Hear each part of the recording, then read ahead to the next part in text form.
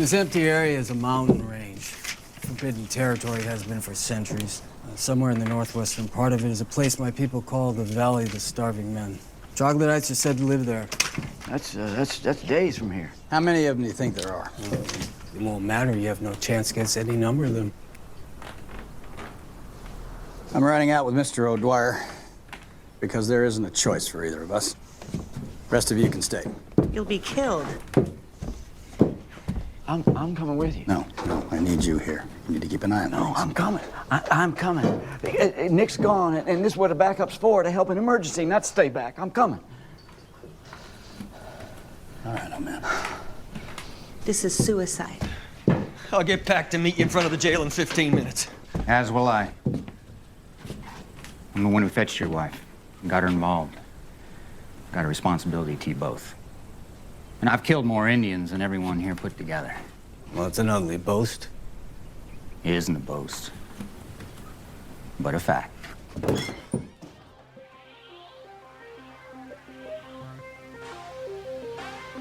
Wouldst thou like to live deliciously?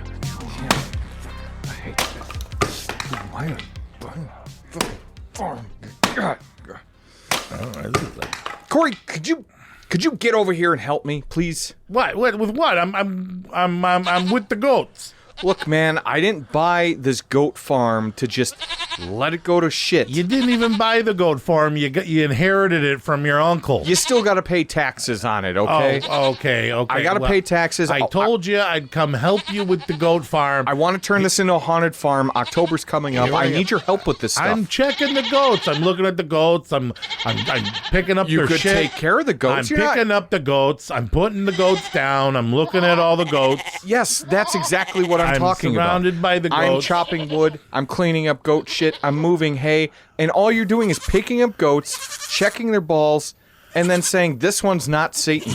Well, that one wasn't. That one wasn't. This one isn't either. This is a random goat farm, Cory. They're not going to be Satan, okay? They're just goats. Everybody knows that goats have dark powers. Could you at least pick them up? You just got to find they the don't right have goats. No, they don't have dark and powers. Plus, I think I'm starting to learn how to communicate with these guys. Put it down. Put it down. See, I'll go, hey, bleh. That's, it knows what I said. No, it's just mocking you. Oh, okay, yeah. That's goat-nese. If you're going to pick it up, put it in the pen at least. And I'm either going to find a special Satan goat or I'm going to become the goat king. There are no Satan goats, man. They're all just, look at them. There's so many Satan goats, man. It's got to be, okay, you're chopping wood. You got to chop wood. For 4 hours look by myself. Look how much wood we got chopped. Yeah. We? Well, I'm here. I got up before noon today to help you, didn't I? The most strenuous thing you done was pick up 20 goats and say, nah, not this one. Nah, not this one. Are you smelling the goat's butts? No. Okay, well, I am. I smell like a goat's ass because I've been working for 6 hours. You know what? Ever since we got here, you've been a real asshole. Because Nate, I've been doing everything around. I'm coming here. I'm helping you. I'm doing this goat thing. Get away from me. Yeah, well, just get. You want me to stop fucking with the goats? Yeah, you could please stop fucking with the goats. That'd be great. And, well, you know what? If you're gonna do something with the goats, get away. What the fuck? Get these goats off of me, okay? Just get them away. I thought you don't want me to fuck with the goats no I don't more. want you to fuck with the goats. I want you to pick up a shovel and help me. God. What are these goats doing, man? Get off me. I think get off. You've been bewitched, Nate. Get off. I am not the witch. You've been bewitched. You stupid yeah. fucking goat. You gotta communicate with these goats, otherwise things will go wrong, man. I'm telling you. No, fucking fuck off, I got nothing. I think this goat. This is my favorite goat over here. Nate, You gotta try to. Oh, Nate. Oh, well. You Nate, you good? Okay, well. I told you to go through a satanic, or, I don't know what to do now. I'm not gonna fix this fucking place. I'm gonna burn this fucking place down. I'm gonna take my goat. Let's just see what happens. We'll just go into the woods with this goat. Nate! Alright, never mind. Yeah. Episode 82, the horror of 2015. We are the Savage Horror Creeps. This is our podcast, and we rank years in horror, franchises in horror. This year is 2015. I'm Cory. We got Nate with us. Hello. Crawled out from the wood pile Yeah. that I chopped all by myself just to be buried in. Yeah. Not bitter. So before we get into 2015, which was a interesting year, It feels very fresh still, even though I can't believe it's been over 10 years ago since I saw some of these movies. yeah. But because I feel like I just watched these. Well, what which was is that? crazy. 30. We were 30. Yes. What a year. It was a very good year. Yes. I don't know. It just seems like I just watched them more recently, but it's been over a decade since these movies came out, which is crazy. But still, there's a lot of bangers on this episode tonight. Yeah. So I'm excited to get into it. But before we do that, why don't we talk about what's new in horror? The news with Nate. I have come here to chew bubblegum and kick ass. And I'm all out of bubblegum.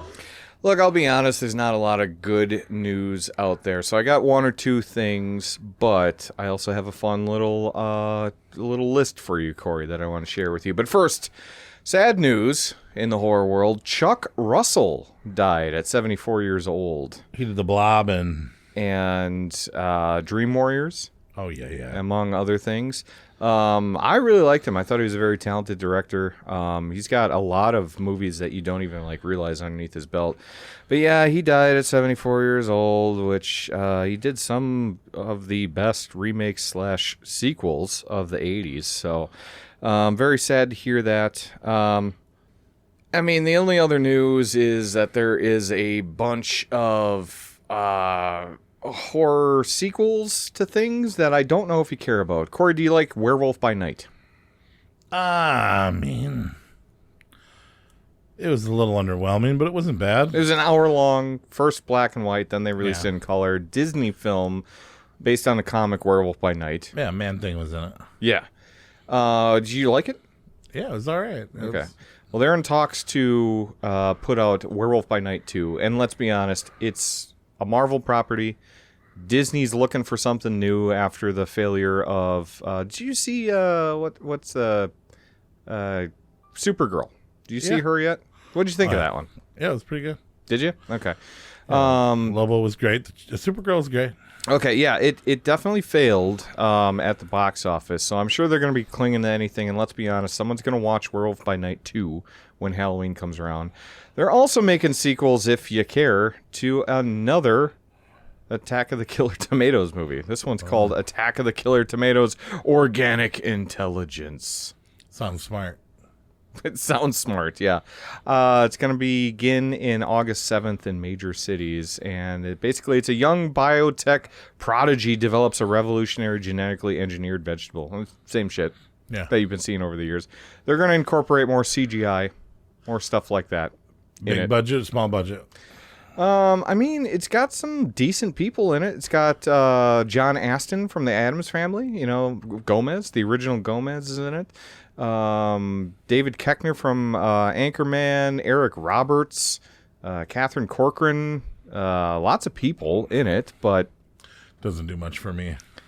I mean, it's the fifth in the franchise of a movie about killer tomatoes, right? That came out in 1979, by the way. Isn't that nuts? I don't know why we're still doing it, but it's coming out. It's coming out. What's the worst that could happen? Yeah. But otherwise than that, news a bunch of sequels we don't really care What about. other ones? I did find a list. Of sequels? No, this is from Slash Film. They put out a list of the 15 best werewolf movies of all time, and I'm wondering if you can guess some of these things. Well, we did the werewolf episode. We named them. Well, I know we named them, which I think our list is better than this one, but what do you think are on the 15 list? Well, I mean, it would be our list. Well, okay, all right. Yeah, but you could just name some. Think about werewolf movies. I mean, American Werewolf in London is the You best. as a guy that is like... American Werewolf. Basically spent his The entire... Howling is number 2. Yes. Silver Bullet's number 4. Silver Bullet is number 8 on this list. And then... Which is nuts. Ginger Snaps is number 3. Number 3. And... Number 4. You got anything? Let me just think of some good werewolf movies that you've liked. The fucking... Brotherhood of the Wolf. Not on the list. I agree with that one. Even though it's not really a werewolf movie, but yeah. I mean, what the fuck was on our list, right? Do you? What else? I'm blind, and I love fucking up werewolves. You're blind and you like fucking up werewolves? Late Phases. That's number 9. I'm trying to help you. I mean, think about... The Wolf of Snow Hollow was my favorite. Didn't make the list. I thought that was Soldiers. a crime. Dog Soldiers, number 4. The original Wolfman. Original Wolfman's number 7. Trick or Treat. Nothing. Yeah, well, it's just a part of it. Yeah. Company Wolves. Company of Wolves is number 12. Okay. Is that nuts? What, Teen Wolf up there or something? Wolf? Teen Wolf didn't make the list either, which is crazy to think about when you think about... Famous. Late Phases there is. That's the Late blind Phases one is the blind one. That's I number didn't like 9. that one that much. Curse of the Werewolf, right? Curse of the Werewolf, number 5. That's The- Hammer Horrors. Are you counting Sleepwalkers and Cat People? Well, maybe not cat people, but I kind of Sleepwalkers, but that didn't make the list. Yeah, those are... Here, let me give you the list. Number 6, so you got 1 through 5 already. Yeah. Number 6, Bad Moon. Number 7, The Wolfman. Number 8, Silver Bullet. Number 9, Late Phases. Number 10, you're going to be upset by this one, I think. Werewolves Within made the top 10. Such a goofy movie. But you like that movie. I do, but in the top 10 werewolf movies of all time, 11 were that French one. Yeah. Where? Where? Is that where? Where? I don't know. I don't know. W-E-R. Number 12, The Company of Wolves. Number 13, this is another Hammer horror, The Beast Must Die, which I'm all fine with bringing like some movie like this that you don't often remember. Yeah. The Beast Must Die, pretty good. But number 14, the Sonny Chiba starring Wolf Guy. What about Wolf Cop? Didn't make the list. Yeah. And number 15, Big Bad Wolf, which is a B movie. Never seen that. I don't know. Never seen it. Never seen it. What about Jack Nicholson's Wolf? Not on it. Yeah. That's it. That's the top 15 right there. And I saw this and I'm like, how do you guys have hundreds of thousands of followers? Well, our top 5 was American Werewolf in London, number 1, Ginger Snaps, number 2, Wolf Snow Hollow, 3, Dog Soldiers, 4, Wolfman, 5, and, of course, we didn't count Howling. Howling would have probably been number 2. Why didn't we count the Howling? Because we were doing the Howling rank, and then we also did other... Oh, okay, but Howling would have been number 2. Yeah. Yeah, for sure. No American Werewolf in Paris. They didn't put it on the list? No. That was number 1. Oh, London.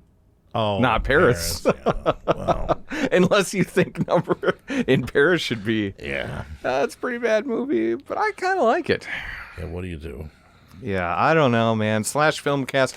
Did I take your list? Whose list was it? Slash Film. I've never heard of them. They're big. They're big. Yeah. They're out there putting lists on the internet. We're not. What other sequels are coming out? I just told you. I You mean, just a said bunch Tomatoes. of Tomatoes and Werewolf by Night 2 is in production. Oh, those are the two. Yeah. I mean, there's other sequels coming out, but those are the ones that just got announced, and I'm like, Okay. You know, we already talked about the new Freddy, Jason, and Michael Myers news, which Michael Myers, the series, I don't know if we talked about this on the podcast, but they're doing away with the series. They're going to make a new movie. Did you hear that? I'll believe it when I that is confirmed. see it. Oh, well, fucking Blumhouse still got the rights to it. They're going to. I'll wait to get excited. Well, you're damn right. You're damn right to get excited because after the Halloween trilogy, you know they got to make a different departure, right? And I kind of hope they go back to... Did you ever read the Taking Shape ones with all the unused screenplays that they should have gone with, some of them, for like all the sequels? It basically, it's a book that breaks down all the screenplays that were submitted for like 1 through, well, ends, essentially, that they didn't use, that people wrote, and then they made the movies. And there's a lot in there. I think we should just do a prequel, and it could be Dr. Loomis younger, and then we can see young Loomis. We can see his other patients. Young Loomis driving up to Haddonfield. I have a new job. Dealing with his other patients. I have a new job. I'm super excited. I don't want any more Michael Myers in it for a while. Well, then we need to ship Jason Blum to Abu Dhabi then, because it's not going to go well. Huh. They did away with the series, which I was more excited about the series, to be honest with you. No, I would take Rob Zombie's Halloween 3. What was Halloween? Season of the Bitch. Season of the Bitch. Season of the fucking bitch. What are you talking about? Is this a thing? Yeah, Rob Zombie's Halloween 3, Season of the fucking bitch. Yeah! I know you keep saying that, but that's what I would like. That's what that's what you want, is him to just go back to Halloween 3. That's what I'm hoping for. I think that there should be a Halloween. I think we should go back to Season of the Witch, though. That route, where we just don't touch Michael Myers anymore. We'd maybe try and resurrect John Carpenter's dream of making... Who touches Michael Myers and gets away with it? Corey Cunningham. Yeah. Video evidence. That's it. All right. It's really sad. Well, what have you been watching this week, though? I haven't watched any horror. Nothing came out. Couldn't get Her Private Hell. Couldn't get Pinocchio Unstrung. Very close. And then watched The Odyssey. And you said there was only going to be one monster in it. You said there was only going to be Cyclops. Well, there's 3 monsters. There's an evil witch that turns fucking people into pigs. And then there's a graboid monster on the side of a hill. That's got some pretty great horror scenes in it. Obviously not a horror movie, but what an epic movie that is. But yeah, the Cyclops scene, fucking pretty cool. Cyclops look great. I mean, is that really a Cyclops, or is that a guy with a sideways face? Well, everybody says he's got one eye and he's 20 feet tall. Everybody says it's the best Cyclops. I like the other ones better. I actually think his face could have been cooler. I liked what they did with it. I liked the crunching, him eating, and him being kind of a crybaby killer. But I do think his face could have looked cooler. If we're talking Cyclops, let's give him one big eye, not a crooked eye. And it was a slanted eye. Yeah. It was weird. What do you think about the Circe scene, though, where she's turning all the guys into pigs? I think that was the best part of the movie. Yeah, that was pretty fucking cool. I actually cool. think that chick is probably that was the best part of the movie. Mm-hmm. And she did the best performance out of all the big shot name lady actors that were in that movie. For 5 minutes, she did the best job. Yeah. I didn't think it was going to be so much Odysseus. I thought it was going to be like a little bit of story, right? But it was all Matt Damon. Yeah, I can't look at Matt Damon for that long. Why not? You don't like Matt Damon? Not like a lot. Not a lot. You like him a little? Not 3 hours. Yeah. I don't need 3 hours of Damon. Yeah.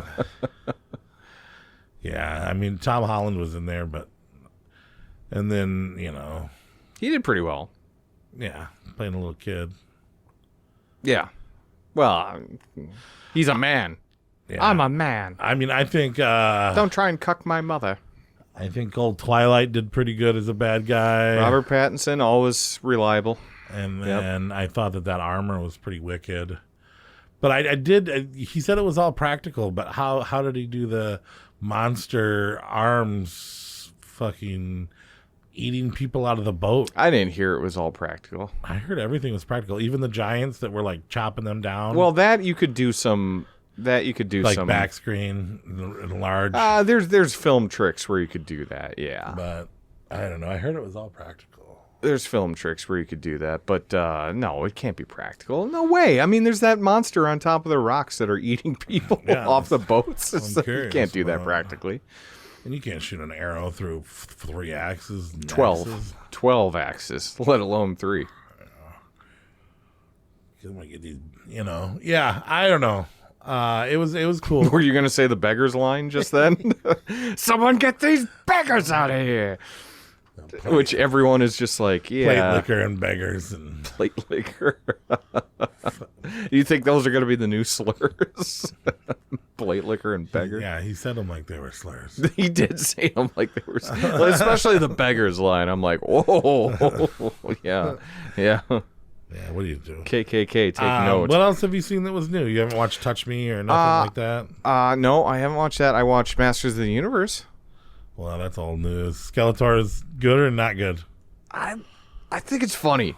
Him being slightly homosexual too. He's always been slightly homosexual.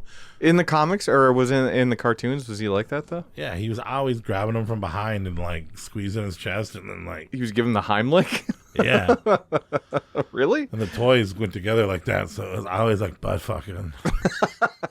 There's so much butt fucking. And he was in obsessed the with He-Man because his body was so good. Yeah. Well, the guy doesn't have a face. I kind of get that. But Skeletor was always ripped. He looked pretty fucking ripped in this movie. I mean, I don't know. I was torn on him, but I bought a cup the other day for $12. Had Skeletor on it. I thought it was... And then I brought it home, and then it fucking broke, and then I realized you can't put it in the dishwasher, so I just threw it away. I mean, the thing is that the movie was... I don't know. It kind of overstayed its welcome. It was dorky. It's dorky. And if you're a super fan of Masters of the Universe, wouldn't you be pissed? Because it just kind of like was like, this property's pretty stupid. And it just poked fun at it all the time. I wasn't a hugest fan of the property, so I thought it was funny. I'm glad that it didn't go too serious. I mean, it could have been worse if it was... I don't think it took itself seriously at all. I'm a big Skeletor fan, so I made Ray go to it, and she ended up kind of liking it more than I did. Okay. Because she liked He-Man. He had some humanity to him. Well, he did. Yeah, he was a big nerd. But I went there for Skeletor, and then you get Jared Leto, and then... Oh, Jared Leto. You could hardly tell that was... You can't tell that was Jared Leto. If no one told me it was Jared Leto, I would have no idea. Okay. Because it wasn't his body, right? So it's just his voice, and he didn't sound like Jared Leto by any means. Okay. You think he did? You look at Skeletor, and if you didn't know it was Jared Leto, you'd... Really? I don't know. I knew it was him, though. That movie well, I know that you knew that. Yeah, it was all right. It was pretty good. Yeah. I watched Leviticus again. Again? Because it came out on VOD last night, and Ray is such a big fan of it, and she loved it so much. Really? We watched it again. That's on VOD, though, huh? Yeah, last night at midnight. Oh. So we bought it, and then watched it again, and I gave it the same rating I gave it the first time. Which was? 3.5. Okay. So 3.5. It's good. It's better than an average horror movie. The ending I thought sucked. She loves the ending. I thought more people could have died, and I expected, a big talk to me scene. You know what I mean? And I mean the Australians are great. The Australian actors, the accents are great. The performances are good. It's got a fair amount of dread, and it's got like a Titanic style hand job in it. What do you mean a Titanic? Like when they're having sex, and she puts her hand on the window. Oh, I thought you meant it broke in half. And then they're fucking. She puts her hand on. So the dude's getting a hand job in the back of a bus, and he puts his hand on a steamy bus window full of people getting a hand job. It's pretty cool. Yeah, sure. Feel like a steamy hand job scene. Yeah. I thought it's pretty cool. And then you holding eye contact with pretty me. Romantic. Giving your buddy a hand job. What the hell? Oh, okay. In the back of the bus after throwing rocks at him for hours. Check it out. Check it out. You'll understand what I'm talking about. This table wasn't in between us, huh? So yeah, that's what I've watched lately for horror. Maybe our buddy from the Beyond sent us some letters. Now, if you guys do want to get a hold of us ever, savagehorrorcreeps@gmail.com is our email. We really love emails. I know that when Why do you say everything like you're getting a steamy hand job now? we're just a little distracted because we're doing it on a different day. Yeah. It is. And It's not a normal night. I just had Noodles Company. It is a little hot down here. I'm not gonna lie. It's a little hot everywhere. It's a little hot down here. Yeah. So contact us at savagehorrorcreeps@gmail.com. Yep. Can hit us up on Facebook or Instagram. And let us know. I know, Curdy, you were doing it pretty regularly, and then we weren't able to watch your video, and we haven't heard you from you in a while. I demand feedback. And sure, she's just been busy. Summer's a busy time. What was her name? Temptress of the Shadows got outed as somebody, and so Temptress, if you're not Justine, why don't you give us a letter? Let us know. We'll see. I think, but I think we figured that out too. Yeah, I think we've alienated all of our writers. So. Yeah. But give us a writer if you've been thinking about doing it and you just haven't had a good reason to do it. Now you have a good reason, because we've only had our faithful tape dealers send us letters the last 2 weeks now, 2 episodes. So. Well, summer's a busy time. I don't expect everyone to be emailing in every week. However, I do expect this man, Adam from the Beyond, to do it, because he gets his own segment called Letters from the Beyond. We should call it Leathers from the Beyond. He does love his leather daddy movies, for sure. Black denim and black leather. Yeah, he deals exclusively in leather daddy movies out of there. Before you say whatever you're going to say, Adam, I know you got that little section where you sell the buttons and the needles and the threads. I want you to take that down. I want you to put whips, leather, chains, chaps. It's not it's GIMP outfits. Yes, the leather masks. Yeah, those little GIMP masks. So you want him to take his arts and crafts section down from his store, the sewing, and put in the leather daddy sewing stuff. wall, and put in a little leather daddy wall. I know you got stuff at home that you could. I feel like you could wipe off with a Clorox wipe. And put a price on there. I know it's hard to let them go, but you know that they're going to a good home when I buy them. A little spit shine, yeah. Yeah, he could do it for sure. I know he can. But anyway, he emailed in this week and he says, "Howdy. I hear it's the 2015 podcast. Wow, what a year. My personal favorite, which of course, as if there was any doubt, The Human Centipede 3. Okay, yeah, I watched that for this. You didn't like it? Well, I mean, it's like the 3rd time I've seen it. Oh, okay. All right. Not a real good rating, if I remember correctly. Oh, yeah. Would be The Human Centipede 3, in my opinion. Not only is the Human Centipede trilogy one of the best horror trilogies I have ever seen, it's one of the greatest trilogies in cinema." Whatever. Yeah, I know. Usually Adam likes to fuck with us a little bit, but now, sir, you have gone too far. It is one of the most infamous trilogies. Infamous for sure. But he says greatest trilogy. Not infamous, not famous. Yeah. Each film is a unique and unhinged work of art, and they should be selected for preservation. Okay, preservation in the National Film Registry. One. In the 3rd one, they literally watched the 2nd one. Yeah. Yep. Which is fun when you get to relive the sandpaper masturbation scene all over again. Yeah. National Film Registry for being culturally, historically, and aesthetically significant. Yeah. What are your thoughts on these films, and did they get snubbed at the Oscars? Yeah, they just missed it.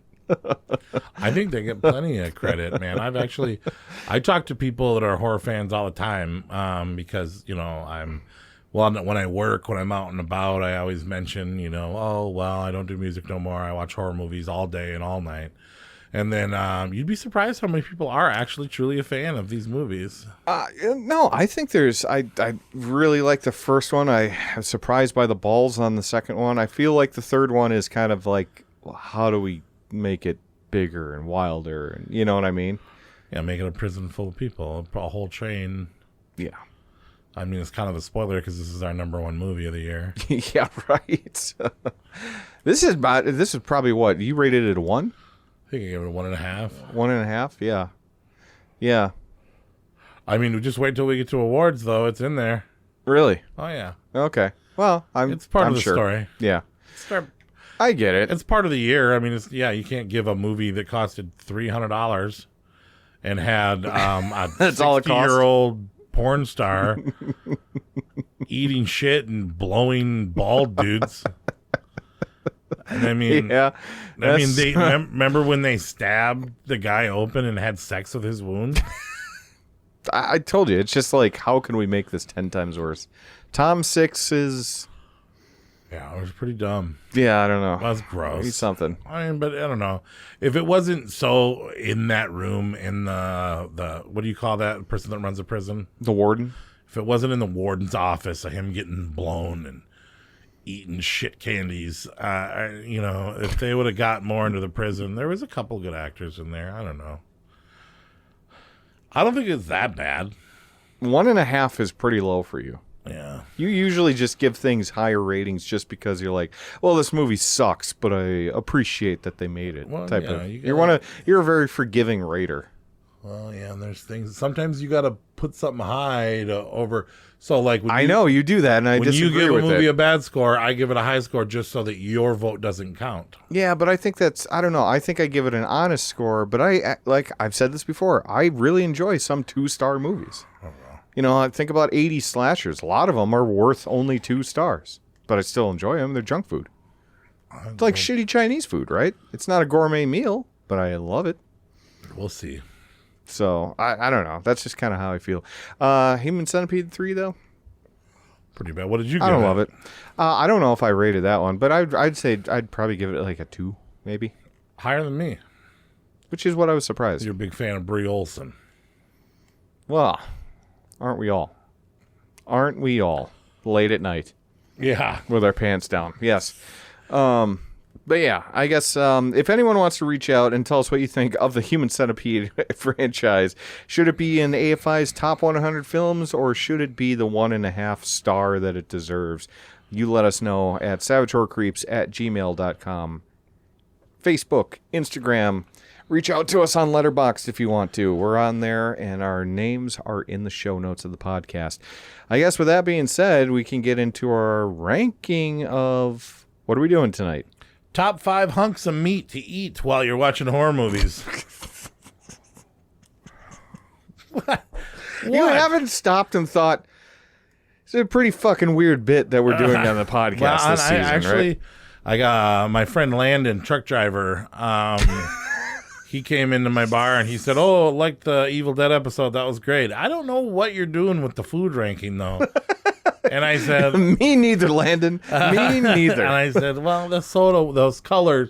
We were talking about drinking colors in that one. So Drinking, that one yeah, that one was fucked was up. a reach, but that was a big stretch. But I keep on thinking about old Galactus eating his meat in 1801. Yeah, I mean, I get where you're pulling these from, and I'm switching my diet, so I tried to stop eating so much meat, and thought I'd lose weight, but I realized, well, meat's not really what I need. I need to just eat meat, so I've been kind of on a meat hunk. Oh, so now you're going keto? Well, I can't. You're gonna smell like I can't meat do now. anything right, but I'm trying different stuff. Well, don't get depressed. I'm happy that you're trying anything right. trying to diet.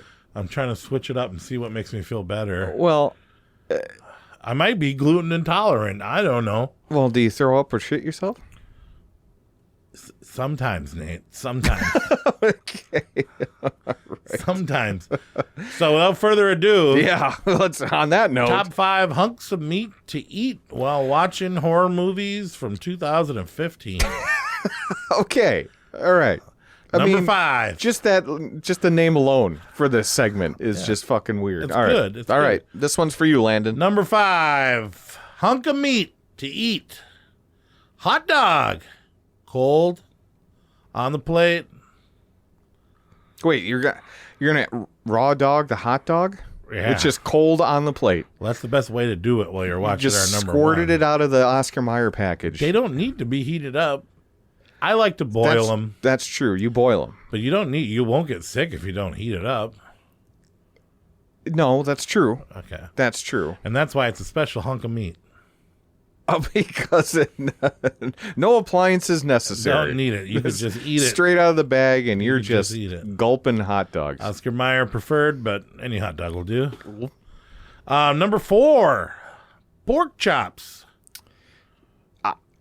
We, as the podcast, must recommend that you cook those. Cook your pork chops. You'll get a fucking tapeworm if you eat them raw. Pork chops are about fucking 1/3 the price of beef. Yeah, beef's outrageous, much like everything else is nowadays. So for your price, you cook them up, you fry them on there, you get some ketchup, you squirt it around there. Maybe Whoa. What I like to do is I like to heat up creamed corn, put it underneath it, and then I throw my pork chops on top of the creamed corn, and then I squirt ketchup on top of it, and then just slice it. You make me sick. Well, that's not how you eat any food. There's no way. Creamed corn and pork chops go together real good. And ketchup. Well, I mean, you don't have to put the ketchup. You don't want to get the ketchup in the creamed corn, but I can't even imagine What do you you going put to on a pork store chops? and buying a can of creamed corn. I have a bunch of creamed corn. There's no fucking way. I got a bunch of cans of creamed corn. I want to come to your house soon. I want to look in your cupboard. And I want to see your canned goods. All right. Yeah, you'll see it. A lot of French beans, some sweet corn, some creamed corn, a lot of breakfast gravy, cans of breakfast gravy. I thought you made that from a package of powder and you just have No, canned I get it in a gravy. can. Country gravy in a can. You never had that? Okay. Yeah. There's other stuff there. Are you living underground? Is that what? I mean, half the week I'm just there alone. Yeah. What do you want me to do? Not get canned goods? I just can't imagine you sitting down when I with get a- my California blend, I get the bags and the frozen Sure. bags. That I But I like imagine my you. peas and my French beans and my carrots and I my don't even creamed imagine corn. you owning a can opener to get into these I got a things. How bunch do you of do them. it? It's not an electric one. Okay, yeah, good. You're a real man. Yep. Baked beans will be up there too. But anyways, we're Oh, not yeah. we're not Baked beans are talking good. we're not talking about vegetables. I know. We're talking All about right. hunks of meat. Okay. Pork chops are number 4. Number 3, porterhouse steak. Oh, yeah, sure. Yeah, Now we're talking. We're talking like a $20 piece of steak. It's got a huge bone in it. Chewy. Yep. There's always like one weird fat part. Yeah, on the part. edge, that usually. I don't eat the fat part. I'm not a monster. No. That's where the flavor is. Though, but A no. little bit of A1 sauce there. A lot of You're seasoning saucing that on up, there. too. I sauce up everything. You gotta lube it to get it down the throat right. You don't want to choke. When you eat could chew it. You could try chewing it. I got a lot of places to be, a lot of movies to watch. Gotta eat it. Gotta lube it up so I don't choke. I'm dipping this in I've cream almost corn. died choking a few times. Really? And and I always got stains on my shirt. I hate it. That's all the cream corn. Yeah. Number 3, porterhouse steak, or any steak. You could just say steak, but I said porterhouse. Steak. Okay. Yep. 'Cause I recently had a porterhouse. It was pretty good. Nice. Number 2, baby back ribs. Hell yeah. Not so much a Licking it- hunk of meat as Well, I mean, but you're ripping hunks of meat You off are. of a You are. rib That's fair. bone. That is fair. And you feel like a man. you do. You're Yeah. eating ribs. You're licking your fingers. You're Yeah. licking the bone. Yeah, It is crazy to just be like, you feel like a barbarian eating ribs. yeah, you Not do. riblets, but a fucking rack of ribs. Yeah. No, it's an entire like. Feels good. Yeah, you feel like a caveman a little bit. Yeah, feel good. Feel your roots. And you sauce it up with barbecue sauce, I assume. Yeah, sometimes. Yeah, Sometimes yeah. don't even need it. Could just do Lowry. Lowry salt. Yeah, Lowry. Oh, okay. I like Lowry on Oh, everything. I thought you said. I thought you said celery with a weird speech impediment or something. Sorry. Lowry. All right. Anyway, Lowry. Lowry. All right. So number one hunk of meat to eat that makes you feel like a man when you're watching horror movies. Come on. Turkey leg. Okay, sure. I mean, that's kind of where I thought you were going to go. I thought you'd go chicken, the A traditional good chicken. old piece of fucking turkey leg. It's oversized. It's big. We served them at Witchcraft for a couple days. And Yeah. I'll go. To I remember that. I'll go to the Renaissance Festival just to get some turkey legs. Yeah, There's you walk something about around with that. one of those Yeah. big ass. Yeah, That's what you were thinking, chicken leg? Well, I was figuring chicken's got to be up there, right? Because it's in so many things. Right. Have you ever eaten a whole chicken before, like a rotisserie Like chicken? alive? Well, no, not like you bit off the head and spit it, and then you just down the rest. No. Not a whole. You didn't pick up like one of those $5 rotisserie chickens. I don't sell think I it. actually have. Really? I didn't go to KFC. I say, give me all legs. Okay, sure. And then I go to it. And I like chicken nuggets. I had a friend once that ate a whole rotisserie chicken, and then he just marveled I mean, I could with do his it. full belly that he just ate an entire life form. If you... Yeah. Which is kind of weird to say, but like, yeah, you ate an entire life form. I'll challenge you. If you get 2 chickens and you cook them both, Yeah. you set them down there. First one to finish the chicken gets to pick any tape from each one of our collections. I'll take you on that bet. Oh, I think you'd beat me. I think you'd beat me for Yeah, sure. Savage Streets would be mine. What if I took chopping wall? I'll take that bet. Because I'll beat you. That's crazy. You would though. Chopping You Mall would. is worth a lot more than Savage You know, I'm Streets. a little bummed that we just never could orchestrate the 4th of July hot dog eating contest. Maybe next year we'll. Yeah. What the fuck? So, yeah. Savage Horror Creep sponsor. Top 5 hunks of meat: hot dog, pork chops, steak, baby back ribs, turkey leg. I like it.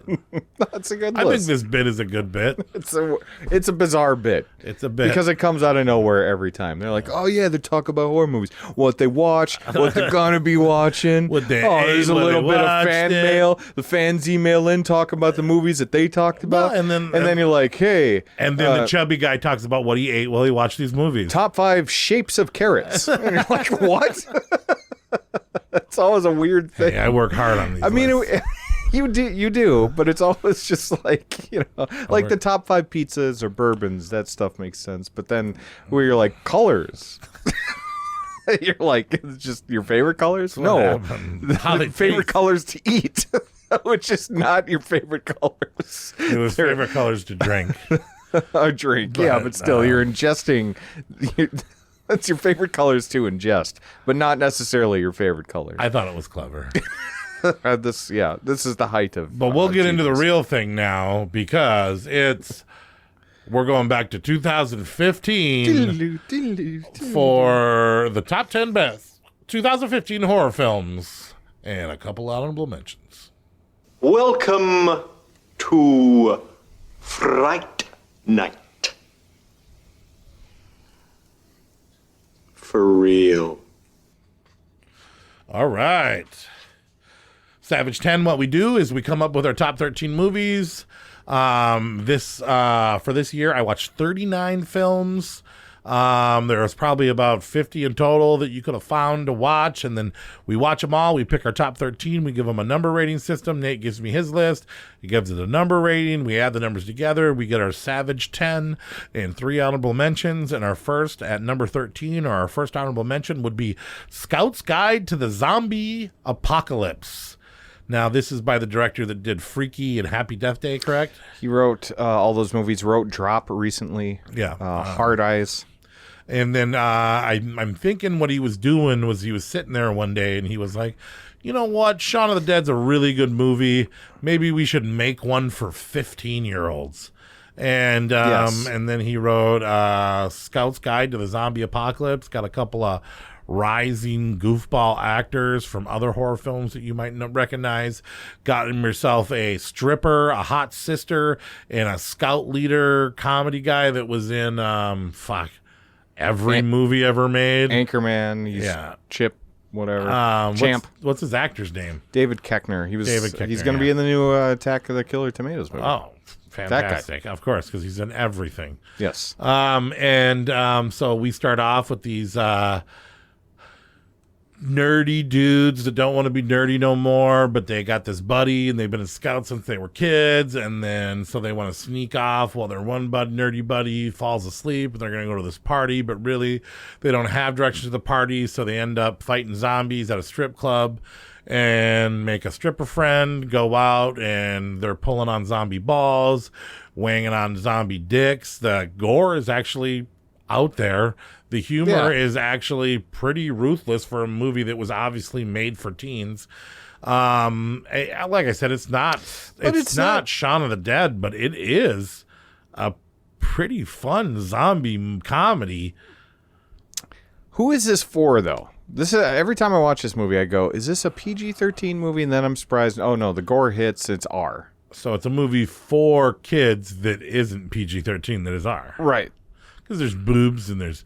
Dude, that part when the zombie cop lady gets stuck on the fence. And, it's and her fun. boobs rip open and he feels up molest the zombie cop boobs and then... And then the whole nutsack and the whole dick in the hand shit. It is basically for a 16-year-old horror fan. Yeah, this one. I love this movie when I was 16. Yeah, oh yeah, for sure. I mean, I'm fucking 40 and I love it. I mean, it's not bad by any means. I don't know. I could see why it didn't do well in the box office, though. Yeah. Because they marketed it like a PG-13. Oh, this is going to be a fun little preteen comedy with zombies. And then people it's seem like... to be split on the beginning with Blake from Workaholics dancing to Iggy Azalea starting the zombie outbreak intro, which I like the intro. Yeah. And I love the fact that these kids survive the zombies because of them being scout leaders. Yeah. They can start fires. They can build traps. They can pick locks. It makes sense that these little kids might make it a little bit further than other stupid people. I mean, there's... Yep, I agree. But yeah, there's nerds, bullies, strippers, sisters, the dorks get the girls, and you get to see a bunch of stuff that it jumps the envelope, but it is designed for kids that probably shouldn't be watching some of the content in it. And I like that that's out there for them, and I'm happy for these kids that they can watch Scout's Guide to the Zombie Apocalypse. You know what it feels like is... instead of before they watch Shaun of the Dead. Is remember like those kids movies from back in the day in like the 80s and stuff, like I think a Monster Squad, where they're just saying like some pretty bad stuff now, like they're using the hard F when they're doing that. It kind of feels a little bit like that. Obviously they didn't have the gore in movies like that, but like where you watch them now and you're like, oh shit, this was a kids movie back in the day, because they're so neutered now, right? You know what I mean? Yeah, that's what it kind of feels like. However, this is got plenty of adult stuff in it though too, like you said. I mean, if you're not comfortable with nudity and gore and nutsacks, watch Goosebumps. That came out in 2015. You're absolutely right. Yep. You know what I mean? Yep. You are right. That's a good one. That's a good one. It's a good comparison. You don't like this? Watch Goosebumps. Yeah. You're clearly a Goosebumps person. Watch a Goosebumps, Nate. You don't like nutsacks. No, I do think there's a charm to this movie that's sometimes it doesn't work, but sometimes it actually just really shines through too. Yeah, dude. It's I'm surprised that he didn't go on to do more gore, or that his other films he made after this weren't gorier. Because it seems like he had a lot of fun with this movie. This movie it's a lot of fun. Oh yeah, it's a lot of fun. Yep. Our second honorable mention, or our number 12. This one's all you, Nate. I don't get why this is here. It's a prequel, but it's the number 3, Insidious 3. I think it's the best sequel in the Insidious franchise. No guy in it. The guy's not in it. The main guy. Yeah, I don't need the. You don't need the guy? I don't need the guy, especially after 2. Yeah, Lin Shaye, and the fact that it's still going and they got another one coming out at the end of this year is annoying. The end of this month. Oh, is it at the end of this month already? Soon, yeah. Jesus. So, yeah, that's annoying, but it hasn't overstayed its welcome at this point, and I think this one has got some... Well, you never even liked that first one, but I really, really liked the first one. Okay. And this one has a lot of good scare setup scenes in it. I think the guy with the oxygen... Well, the ghost with the oxygen mask, I think he's legitimately terrifying. I think there's some great setups. I like that there's a new family in it, because it expands that world out, that it's not just happening to one family over and over. And honestly, they kind of jumped the shark. And I should say, there's a lot of part 3s in 2005. This is like there is a lot of part 3s. A lot of part 3s. Yeah. Not a lot of part 3s that made our list, but this one did. But we'll talk about part 3s later. Yeah, but I do think that this is the most effective sequel in the Insidious franchise. Really? Yeah. Isn't it rated the lowest? No. No, it isn't. Okay. No, not at all. Yeah, I actually, I'm not well versed in Insidious. I do think the first one's okay. I remember when we ranked it, it ranked very high if it didn't win. I think I might have even have won.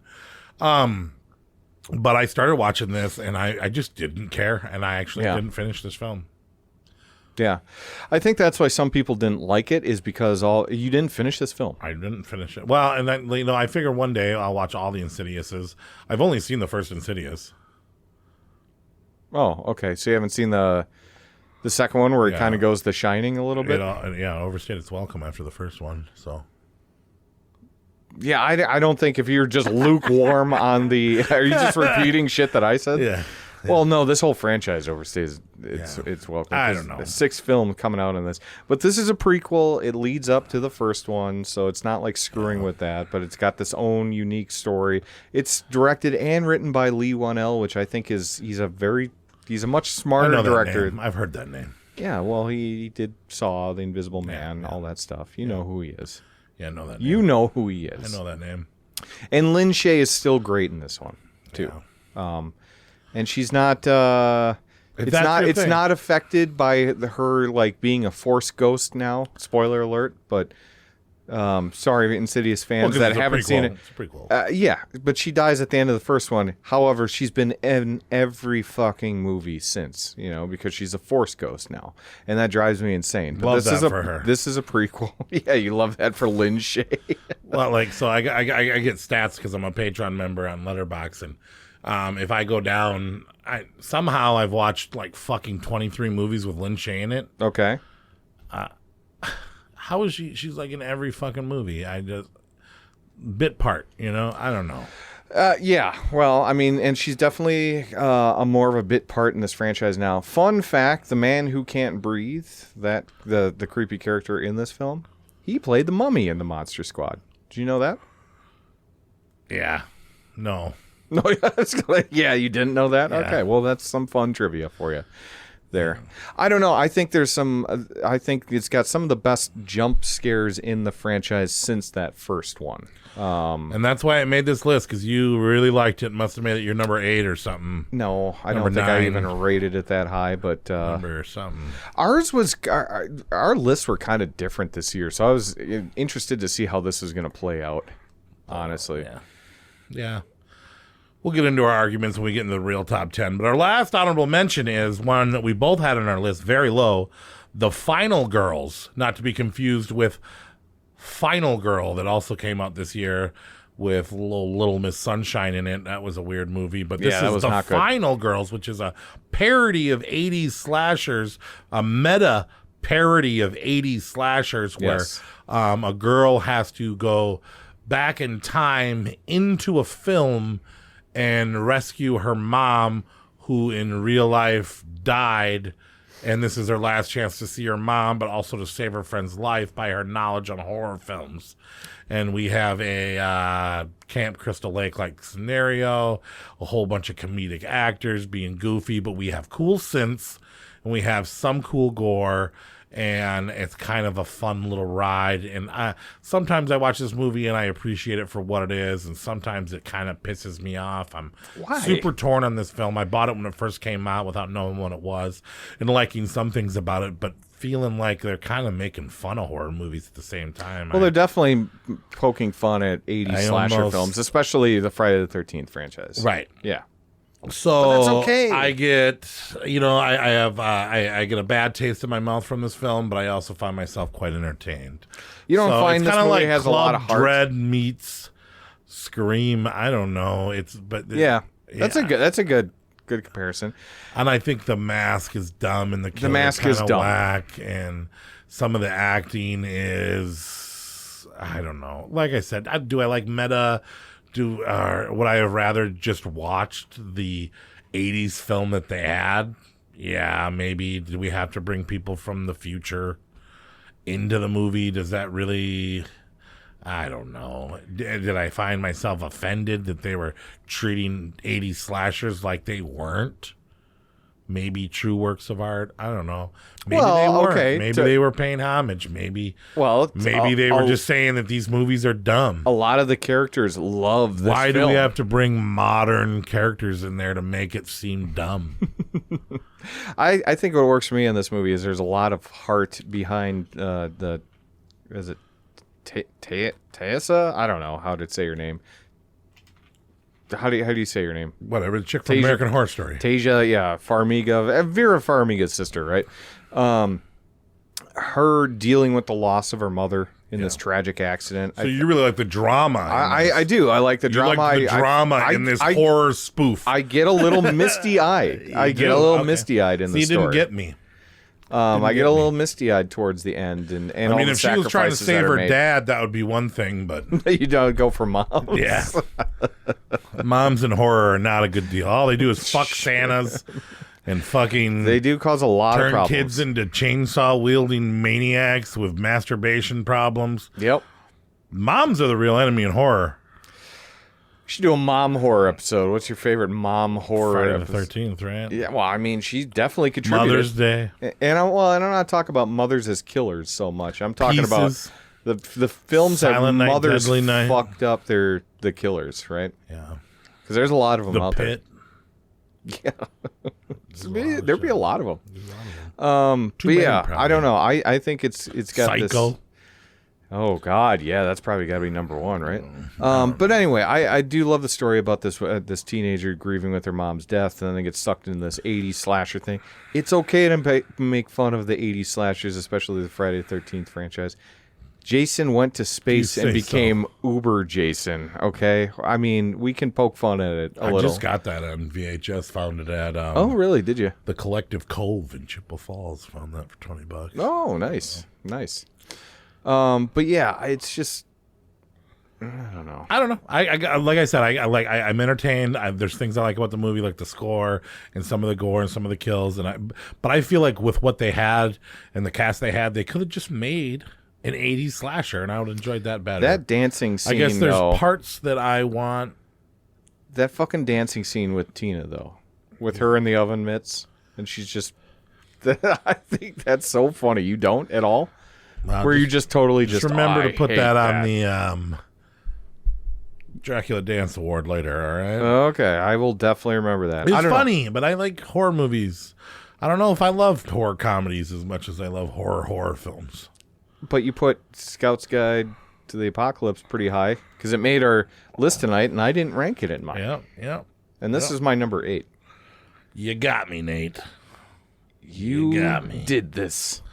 You did this. So, The Final Girls, a lot of you probably haven't seen this movie because it was direct to video, I believe. I don't think it really went to theaters. Maybe it did, but Maybe it did, but I remember but it if going it did, to it streaming. didn't go there very long. I bought it on DVD. It's a fun little thing if you like 80s horror films and camp stuff. It's a little funny. It's a little goofy. Apparently, it'll make you cry too because it made Nate cry. It made me a little misty. He's got a little, Just a little misty. Sounds like Okay. you cried. Let's get into the real top 10. I have a soul. Yeah. Hey, did I cry in Disney movies? Just not for the mom. Number 10. Guillermo del Toro's Crimson Peak.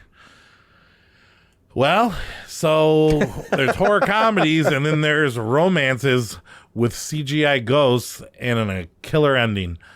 That's what I think about this movie. I've watched this movie 4 times now, and each time I think I'm going to catch it and I'm going to get it because it seems like it has the art is cool, the director's fantastic, it's ghosts, they got a pretty good cast. Cast is great, yeah. The costume designs are awesome. That's why I always rank this movie. And like the setting, it's fucking It's fantastic. visually stunning. But when you're watching really when is. you're watching the movie, there's some romance, there's some incest, there's a lot of ghosts, but it kind of just feels like you're like an old Hammer film where you're just watching a girl hearing noises in a hallway and nothing's really happening. That's what makes me not love this movie. Every time I watch this movie, I find myself bored at parts of this film, and I'm like, they're not doing anything. This is all atmospheric. This is all setting. It's all visual. It is beautiful setting, beautiful costumes, good acting, bad CGI. There's some bad stuff, yeah. I don't know why Guillermo del Toro just Maybe that was. I think that was the look he was looking for. I I think It is visually stunning, though. I mean, the stuff that he does. And then I did think the ending was cool. I'm not a huge fan of Alice in Wonderland girl. She's in Leviticus too. I feel like they could have maybe benefited from What's it, Mia Wasanowski or something. Wasikowska. But it is what it is, and I just, like I said, there's good things about it. It deserves respect. Like I said, it's beautiful, it's stunning, it looks good. Some of the CGI takes you out of it a little bit, but at the same time, it fits. It's a ghost. It's not a zombie. It's not a head getting chopped off. It's a floating spirit. What do we know what they look like? Maybe they do look like CGI. Fuck them. We don't know. We don't know what a spirit looks like. I guess maybe that. But just, it gets so much praise, and it's a romance first. It's a drama second. It's a horror third. Like I said, I like the costumes. I like the twist. I like the story, the directing as well. But it's a longer movie, and every time I've watched it, I've contemplated turning it off. It's a 2-hour-long average ghost story. Yeah. Wrapped up in a beautifully looking film. Yeah. And that's the problem that doesn't make me love this movie more. And we're knocking on it. It's our number 10 tonight. Right. So obviously there's something there that we enjoy, right? Because it is probably one of the most visually stunning films of our list tonight. Yeah. For sure. And Guillermo del Toro always brings that to the table. But the story is kind of bland. You're just seeing an old-fashioned ghost story. Can we call him Gully Toro? Gully DT. Gully Toro. He's opening for DJ Paul Blue Chew. Paulie Blue Chew. Stop it. He hates that. Adam did that to him. He's Vec Vellum now or something. Vec Vellum. That's right. But no, it's just kind of a very basic ghost story. Yeah. And that's why it just never maybe got he's higher than paying homage to the movies of the 50s that were pretty boring. There's no doubt that he's paying respect to some Hammer it's not ghost the 50s films anymore. We need a little bit more. It's his version of The Haunting. I think it is a little bit more. All right, number 9, a movie that I can't believe we both agreed on, that we both put on here, and I think it's just because Black Flag is that cool. Yeah. He Never Died. A biblical cannibal vampire film starring the one and only Henry Rollins, personal hero of mine. I wanted to get his face tattooed on my calf. I love that guy so much. What do you think he'd say if he saw that? He'd probably think I was dumb. Yeah. It's pretty weird, man. Hey, Henry, look what I got. It's pretty weird, man. Well, and I remember his motivational speak. I had a CD of just his motivational speaks when I was feeling unproductive. Sure. And he used to pick me up and motivate me to be a better person. And there's just something about. I know he claims he's not an actor. He claims he's a speaker. He's a singer. He's a lot of things, but he just takes it for the money. He does these movies. He shows up. He bees himself. He does the best he can, but he claims that he's not an actor. But I love seeing him anywhere. Great. Anyhow, he's a fantastic actor. I mean, maybe not a lot of range. No, but he's just a grumpy, tough guy. Yeah, and that's all he needed in this one. But right? I love it, man. Because he plays a loner in this film. Yeah. Because there's a whole backstory about... Well, and then there's father-daughter stuff, real drama that we care about, things that matter. But the relationship between he's a loner. He's keeping to father. himself because of reasons that unfold in the film. Yeah. That are spoilers. He's a goddamn monster. But he's been alive for a very long time. Yeah. Let's just say that. And he keeps to himself because of that reason. What was it that he said that he met... Well, I just like when they're like, "What were you doing during the Civil War?" And he's like, "I was in China." It's just not even here. I didn't care. Couldn't be bothered by the Civil War. Yeah. He watched them write the Declaration of Independence and then went and did something different. But his deadpan humor and grumpy self is what makes this movie for me. I put it in going, okay, Corey, don't automatically make this your number 4 because Henry Rollins is in it. Yeah. And I'm eating my popcorn, smiling, watching Henry Rollins going, oh, man, I like this movie because do I like this movie because I like this movie, or do I only like this movie because of Henry Rollins? I don't know. I like this movie because I like this movie. Henry Rollins is a big plus. The ending kind of is anticlimactic, though. Right. I mean, you do get a resolution. Yeah. But it's just not what you wanted to happen at the end of it. Right, and I feel like the story's been told a lot, too. Yeah. And so it tries to do something different there that I didn't really 100% appreciate. But with him having a blast and just chewing the scenery, sometimes literally, throughout the entire movie of just getting shot left and right. And then just the way he beats people up is just so poetic. I would proudly get my ass kicked by Henry Rollins. I would love to spend a day with Henry Rollins just going to local record shops and then just being like, hey, Henry, what do you think of this? It's shit. Like everything I pick up he hates. He likes something. Until he goes, hey, that's a good one. And then I'm going to like, yeah, all right. Calm down.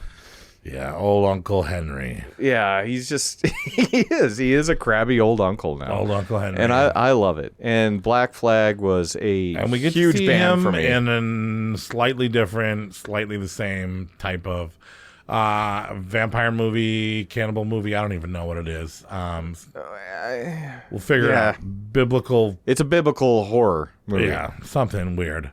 He Never Died. If you haven't seen that and you like Henry Rollins, check it out. If you hate Henry Rollins, which I've never met anybody that does, maybe skip it. But He Never Died is a fun little movie. Yeah, especially, you know what I compare this to kind of is like a anti-Constantine movie. Oh, sure. Yeah. You know what I mean? With that, I think it's pretty fun. Like a sarcastic Constantine. Or what was that Timothy Oliphant, Drew Barrymore TV show? Oh, Santa Clarita Diet? Yeah, like... Yeah, but that was actually funny. Yeah. Well, I mean, not like this isn't funny, but Right. But they were quirky. He's not quirky. He's just pissy. He's just pissed off with everything. Wants to be left alone. He Never Died. I think it's on Prime for free, right? I watched it on Tubi for free. Yeah. Yeah. That's our number 9. Check it out. Number 8.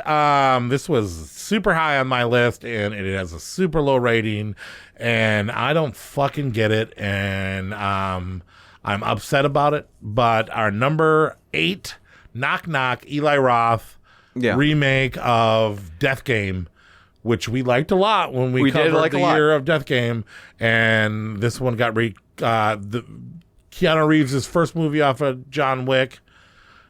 Yeah, he took a breather. Knock Knock. You didn't even put it on your list. Because I don't think it's a horror movie. You don't think it's a horror movie? I don't think it's a horror movie. Did you watch it again recently? I did. It's horrifying. Have you never gotten put in a situation where you didn't... I almost, after you sent me your list, I almost took the free pizza part and sent it to you and been like, listen to the free pizza speech and tell me that you think this movie sucks. I don't think it sucks. I don't think it sucks. I think it's a thriller. In his shoes. It is terrifying. Think this is more horrifying than like Beau is Afraid, which is also a movie that you don't think is a horror film, which is like an anxiety horror movie that speaks to people's real nightmares. This movie about a giant is cock a monster? real life. Well, no, it's anxiety horror. It's that dream you have where people get in your house and destroy your house and lock you out of it, and you're Then butt naked explain the outside, giant or you cock. go to school and you're butt naked and you don't know why. Okay. The giant cock was the we're not talking about Beau is Afraid, but the giant cock is the fact that if he uses his cock, he'll die. That he was lied to by his mother, another mother that harmed a child and caused severe trauma, so that they're afraid of their own penis. Yes. And then his dad was nothing but a penis that died.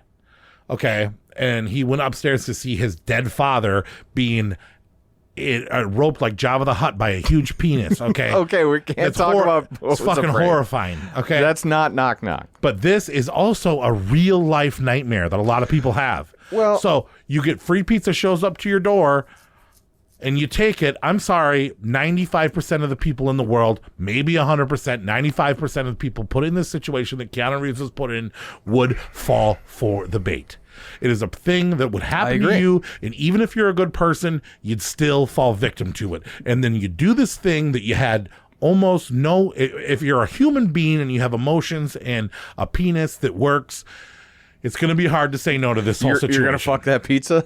You're going to fuck that pizza. Okay, and then now you're being punished for something that a human being shouldn't be expected to be able to turn down.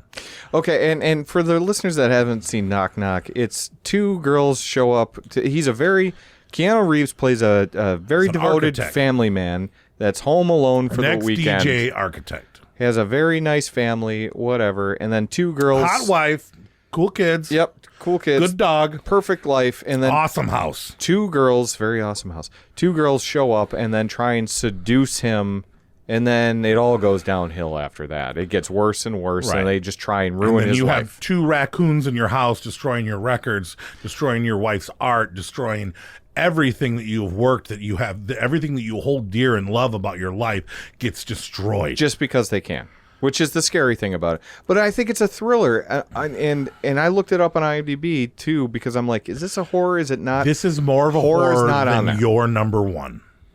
No way. We'll get into it. No when we way. Get there, but However, going back to IMDb, which doesn't say horror on it, it just says thriller. Which is why I didn't rank it. It also says it's a 4.9 out of 10, which I think is criminally low for this movie. I don't get why. Have you looked on Letterboxd? It's a 2.0. Why do people hate this movie? I don't understand why people hate this movie. I think this movie is more accessible than Deathgasm. I prefer Deathgasm because that movie's nuts. Right. You know, and I love that 70s vibe, and Sandra Locke's fucking insane in it. Yeah. But these girls are ruthless. Yeah, it's a terrifying thing. Yeah. And it's Keanu Reeves and Anna de Armas. And Lorenzo Linzo, Eli Roth's wife at the time. Yep. And he really wanted to see Keanu Reeves bang his girl. If you're going to hire somebody to bang your girl. Because this is directed by Eli Roth, right? If you're going to pick anybody to bang your girl, it's John Wick, right? Yeah. I'd let Keanu Reeves fuck me. He's so nice. And I'm not gay, you know? It's like, he's just so nice. Sure, I'd be like, Keanu. whatever, man. Hey, Keanu. We both need this. But dude, this movie pulls me in, and it taps into one of my real fears. That two hot women are going to come seduce you. No, that I'm going to fall to temptation, and then I will be punished for the rest of my life for it. Well, lose my family, lose my freedom, lose my things, lose my pride in myself. Dude, what they did to him is horrible. It is not nice. And I'm sorry. And yes, he did make a mistake, but dude, the speech says it all. He turned him down like he tried to a dozen times for a very long time. For a very long time. Yes.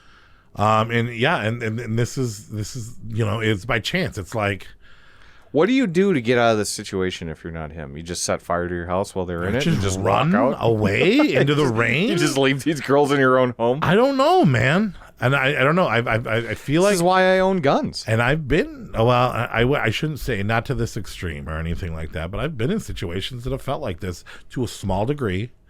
And it is terrifying, man. And this movie, when I'm done watching this movie, I am instilled with a certain amount of fear. Yeah.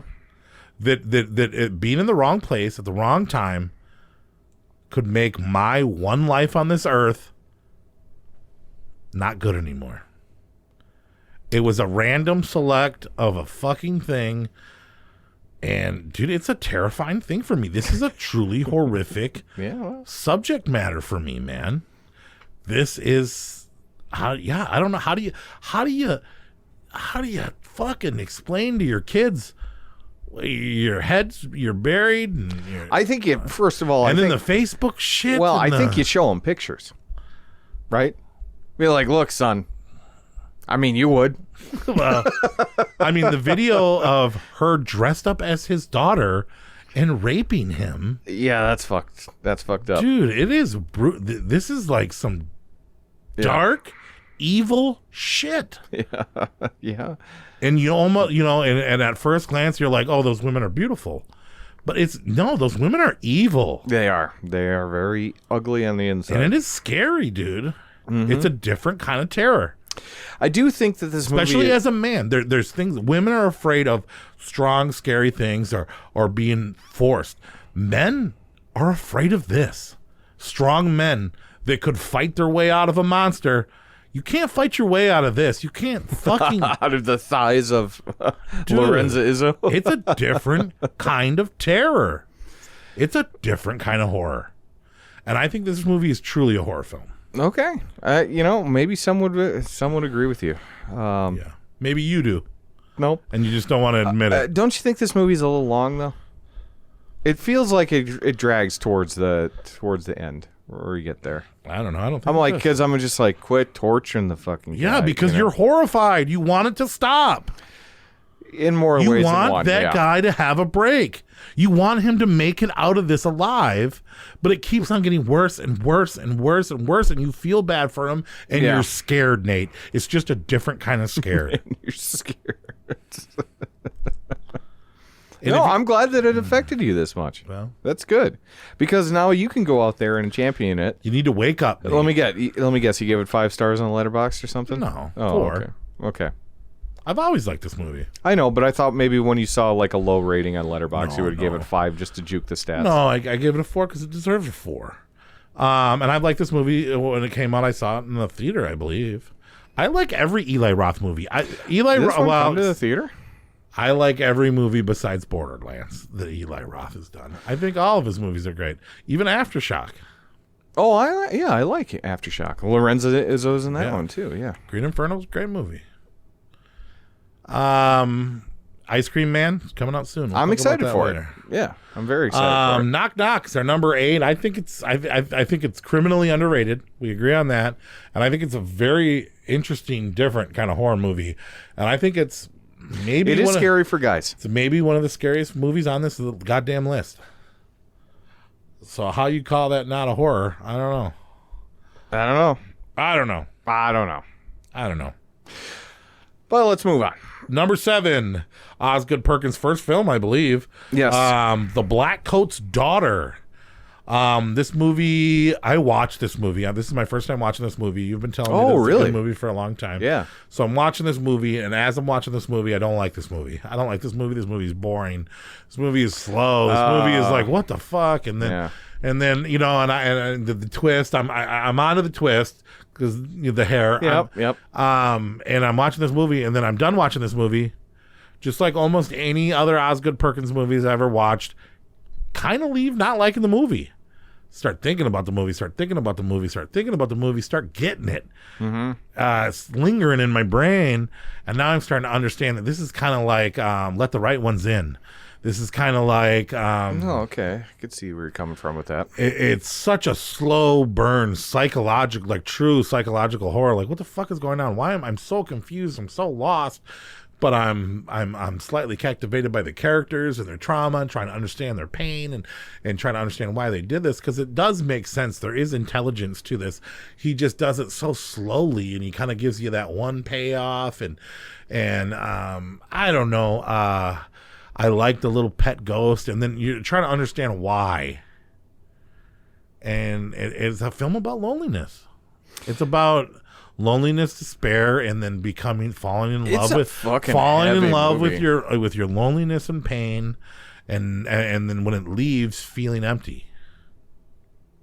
Okay, that's the metaphor for which isn't this movie originally titled November? I don't know. I think it was originally titled November, if I remember correctly. I can look that up in a second. Well, it's Thanksgiving break or whatever, right? Yeah, so it's called November, which is kind of like November. It's the death of like the nice warm summer seasons going into winter. You know, it kind of fits with that movie. But this movie is bleak and evil feeling by the end of it, and that's why I was like, "Hey, this is a perfect 1-2 punch with Longlegs too," because you know with the Satan angle of Longlegs. Yeah. You get that with this film, and this is just like. I love how the build-up. I know you said it's slow, and it is slow. It's slower moving. But I love how it keeps going, and then when the shit happens at the end, you're like, oh my God, that is just so much more intense because, like, you get some payoff, even though it doesn't make you feel good. There's almost 2 twists. There's when you figure out, the Shyamalan obvious twist. But then there's the why twist that you figure out after you're watching the film. Yep. When you're thinking about it in bed. When you're in the shower and you're like, now I get it. At least that's what happened for me. I felt like there was two revelations in the film. But as I was watching it, it was I watch them, took a shower after this I kind of pop them up. Well, I'm still thinking about it the next morning. Yeah, sure. I was still thinking about it in the shower the next morning. I do a lot of thinking in the shower. Were you just in the shower? I don't do what you do in the shower. I don't do what you do in the shower. I don't shower. I believe that too. But yeah, I don't know. I like I said, during it, like many Osgood Perkins films, he almost tricks you into not liking his films. Well, it's just so methodically paced. I know it's going to turn some people off. It's only an hour and a half long, but it feels like now that Osgood Perkins has this reputation, I think people are also going to it with higher expectations. But Blackcoats Daughter, I don't like the name. I don't necessarily understand the name. February was the original title. I thought it was November, but yeah. The Blackcoats, that's the monster. Well, I was keeping her warm. Yeah, I thought there was a parallel for Satan. Yeah, or a parable for Satan. Yeah, because he had black fur or whatever. Yeah, little funny hairy horns. Mm-hmm. Just a shadow, though. It is. Yeah, cute. It's kind of cute. Satan's cute. Yeah, I'm sure he'd love that. But it's a film about loneliness, and it's a film about evilness, and it's about getting used to it. And not being able to let it go and not meaning anything when you lose your pain and your darkness. It's about darkness keeping you. You got to be a dark person too to really catch it and get it. Yeah. I feel like if you're unicorns and rainbows all day, don't watch this movie. You're not gonna this get is it. a very bleak one. It's just girls on winter break, and there's some terrifying presence that is. That's and I've been saving that for this because you've been telling me to watch it for a few years. So and you liked it though. Yep. Okay, good. In fact, I liked it one more better than you did. Okay. This one and our next one we just had flipped. Oh, sure. In these two spots, yeah, and this is another first time watch for me. A movie that I've heard about, but I looked at the cover and maybe watched the trailer and was like. Not interested at all, but now I'm forced to watch it now that we're doing this rank of this year. And boy, oh boy, did I fucking love this short 72-minute film, The Devil's Candy, with the guy from Empire Records, Ethan Embry. Yeah. Well, and you said this before, not gay. Paint me a picture, buddy. Oh, you want him to... Ethan Embry ripped, listening to Metal, long hair, a little bit of a beard, sure. spraying the spank can. He's your Keanu. What a fucking stud. Who would have thought that nerd from Empire Records? He's awesome in this movie. He's so good in this movie. I love him as a dad. I wanted that to be my dad. I had a hard time accepting that he was going to be this role, and then who they're introducing him as, metalhead. And I was like, dude, this is working. Yeah. This is awesome. I know he loved gore before, but I mean... Yeah. Fuck, dude. It's cool. And I love the family. I love the wife dynamic. The family's great. I truly cared about the daughter, the mother, and the dad. Mm-hmm. And I was rooting for them, and I wanted all that to succeed. And then we get this lingering evil into these... Yeah. Short, powerful... energetic, serious metalheads fighting for their daughter. Yeah, Pantera, Metallica. So many good ones. And it's seriously just like a very happy family moves into this a guy Texas place. Controlled by Satan. Yeah. That hears voices that he has to play death metal to drown it out. Mm-hmm. And if he doesn't drown out the voices, they convince him to steal children and murder children. Yes. And our favorite characters get caught up in the mix, and it's a fast-fueled, high-paced horror film about a dad trying to save her daughter from the clutches of fucking Satan. Mm-hmm. All to a killer soundtrack in 75 minutes. What else? It's great. It's great. I love it. Yeah. I really love this movie. This is your first time watching it too? No, this is second. So when I sent you the email, said make sure you get this one into your watch list. You weren't. Oh no, I had already Okay. watched it a second time by that time. Okay. Yeah. This was all I knew this movie was always going to make my top 10. I own this movie. I fucking love this movie. Yeah. Well, I hit it up. I watched it, and I had to message you right after I watched it and tell you, hey, don't skip that one, because this fucker's fun and it's amazing. That's our number 6. Should we move on? There's just so many good movies on this list tonight. 2015 wasn't that bad for the teens. No, for the teens. I mean, for Blackcoats Daughter, as much as I've always enjoyed that one, being our number 7 tonight. Yeah. It's crazy to me. But yeah, all right. It's not bad. It's not bad. Number 5, House LLC. This is our only found footage that made the list. Some say that it's one of the best found footages ever made. I say that. I say that. I don't know about that. I would put it top 5. I put a found footage film that didn't make our list on there that I'll talk to you about later that I think.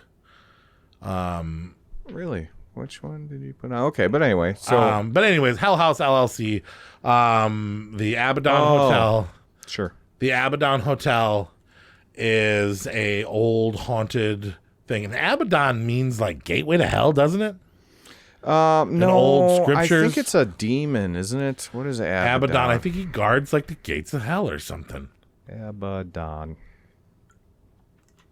And so these horny fucking goofballs, I don't know if found footage is trying to tell us that real life people holding cameras have boners, but everybody's got to be horny in it, just like a VHS film. Abaddon means destruction or doom, referring to an angel of the abyss, a bottomless pit, and a destroyer in various media. So, Yeah, the gateway to hell. well, in Hebrew, it does mean place of destruction or ruin. Yeah. So, I mean, yeah.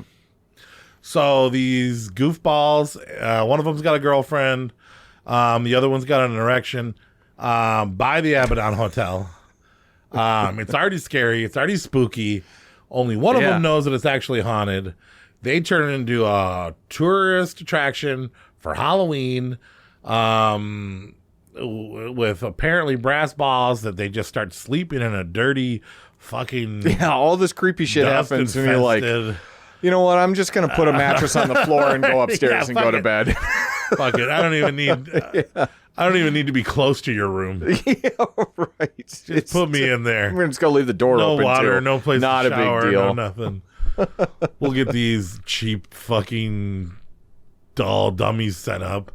Anyways, and then so they set up a torture scene in the basement. They put scary dolls. As they're setting up, they encounter some spooky mishaps that make you feel a little bit eerie. I think this movie's a little overrated. I'm not even going to lie to you. Come on. Hey, you I do ranked this think on it's- your top 10. Yeah, I mean, I put it a little bit lower than you. This Knock Knock and Hell House are kind of switched for me and you, I guess. But although I liked Hell House a little bit better than you like Knock Knock, because you don't like Knock Knock at all. But Hell House, I do think it's one of the better found footage, but I am not a found footage fan. I know you aren't. These actors did not sell me. I did not believe for a second that they were really holding the They're camera. not great. That this was truly found footage, and that's what I don't like about it. And second of all, the haunted house was not scary. No, it was really, really a bad haunted house. If I would have traveled and paid for this, I would have been severely disappointed. I mean, sure, something really bad does happen, Something and I guess bad that's does happen. scary. Yeah. But if that wouldn't have happened, I would have wanted my fucking money back. And those are my two big gripes with that, where I don't think that the actors did a fantastic job, and I am almost irate that I could do such a better job than these guys do setting up a haunted house.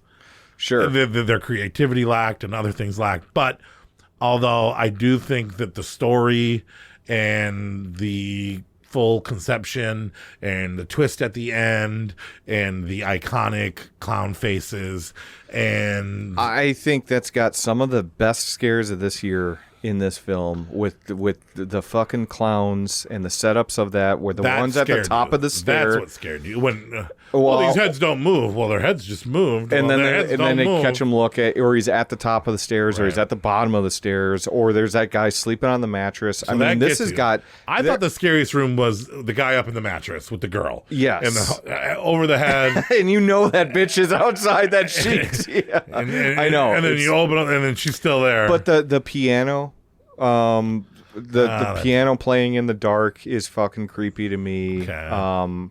I love shit that happens in a haunted house. I think that's a great hook, to begin with, I don't like the director's cut where they CGI a couple things down at the very end of the film. I don't think I've ever watched Not a big fan of that one, so I would just stick to the original, not the director's cut. But this movie is so fucking scary to me because with found footage films, I can put myself in that person's shoes and go like, oh, what if I was this person right now? And it fucking is terrifying that there's that creepy fucking clown, which they use in every movie. Yeah, which they didn't think was going to be the face of it, but they didn't even think that was going to be the scariest part of the movie, but it was. But there's just so many good sequences in this film, like even the strobe light sequence where you see, another on the dummy camera. shows up, yeah. It's just really, really good. Yeah, the acting is subpar because it's a low-budget horror film. Right. They didn't think it was going to blow up to be what it is now. They're just having fun. Which they're still going to make more sequels to it. Maybe Stephen not Cognetti. anymore. Maybe not after the last one. I heard they're going to make another one. Keep trying. Yeah, he's going to keep... All right. We're going to go back to the found footage. Keep trying. Yeah. But I don't know, man. I think that this is I watch this every Halloween season. I think this is one of my favorite found footage films of all time. Watch this one with Ray too, and she actually thought it was reasonably okay. I was watching it with her, and I was like, reasonably okay. She hated Blair Witch a lot, and I was like, oh, okay. If you don't like Blair Witch, you're not gonna like this one. And she was like, this is better than Blair Witch. Well, right. There's plenty of scary There's something about it that that I can't put my finger on that I do like about this film. When I talk about it, all I can think of is bad things, but there is something that hooks me into this film that I like, and I can't quite figure it out. Maybe it's the Halloween spirit of it. I don't know. There is a big Halloween spirit to it, which does add a lot. I don't know, man. I just think when it tries to go for some of these scare scenes, they're so well executed that you don't care about like the shitty acting that's in the film. You don't care that maybe you've seen some of the stuff done before. I mean, it's the mystery how they kind of show you the YouTube. They show you that something horrible happens, but don't tell you what happens. Yeah, until the end. It's a big wanted to know what happened. Yes. Well, because what happens during the Halloween. There's never anything that truly made me scared. I don't think this movie is scary. Really, not even the clown stuff. You're not in the basement. Come on. You're down alone in a chain creepy me to the wall, basement. shirtless. I don't even need a bra. I don't even need a bra. Okay, that did not work out well for that girl. I'm not afraid. It's not a scary movie. She gets sucked down in a pit of hell in the director's cut. Yeah, I did see that part. Yeah. But it almost wasn't. That almost ruined it too. But there's cultists. There's a whole backstory here. It does a lot with a little. It does a lot with a little. It does. It definitely has cemented its place in horror history.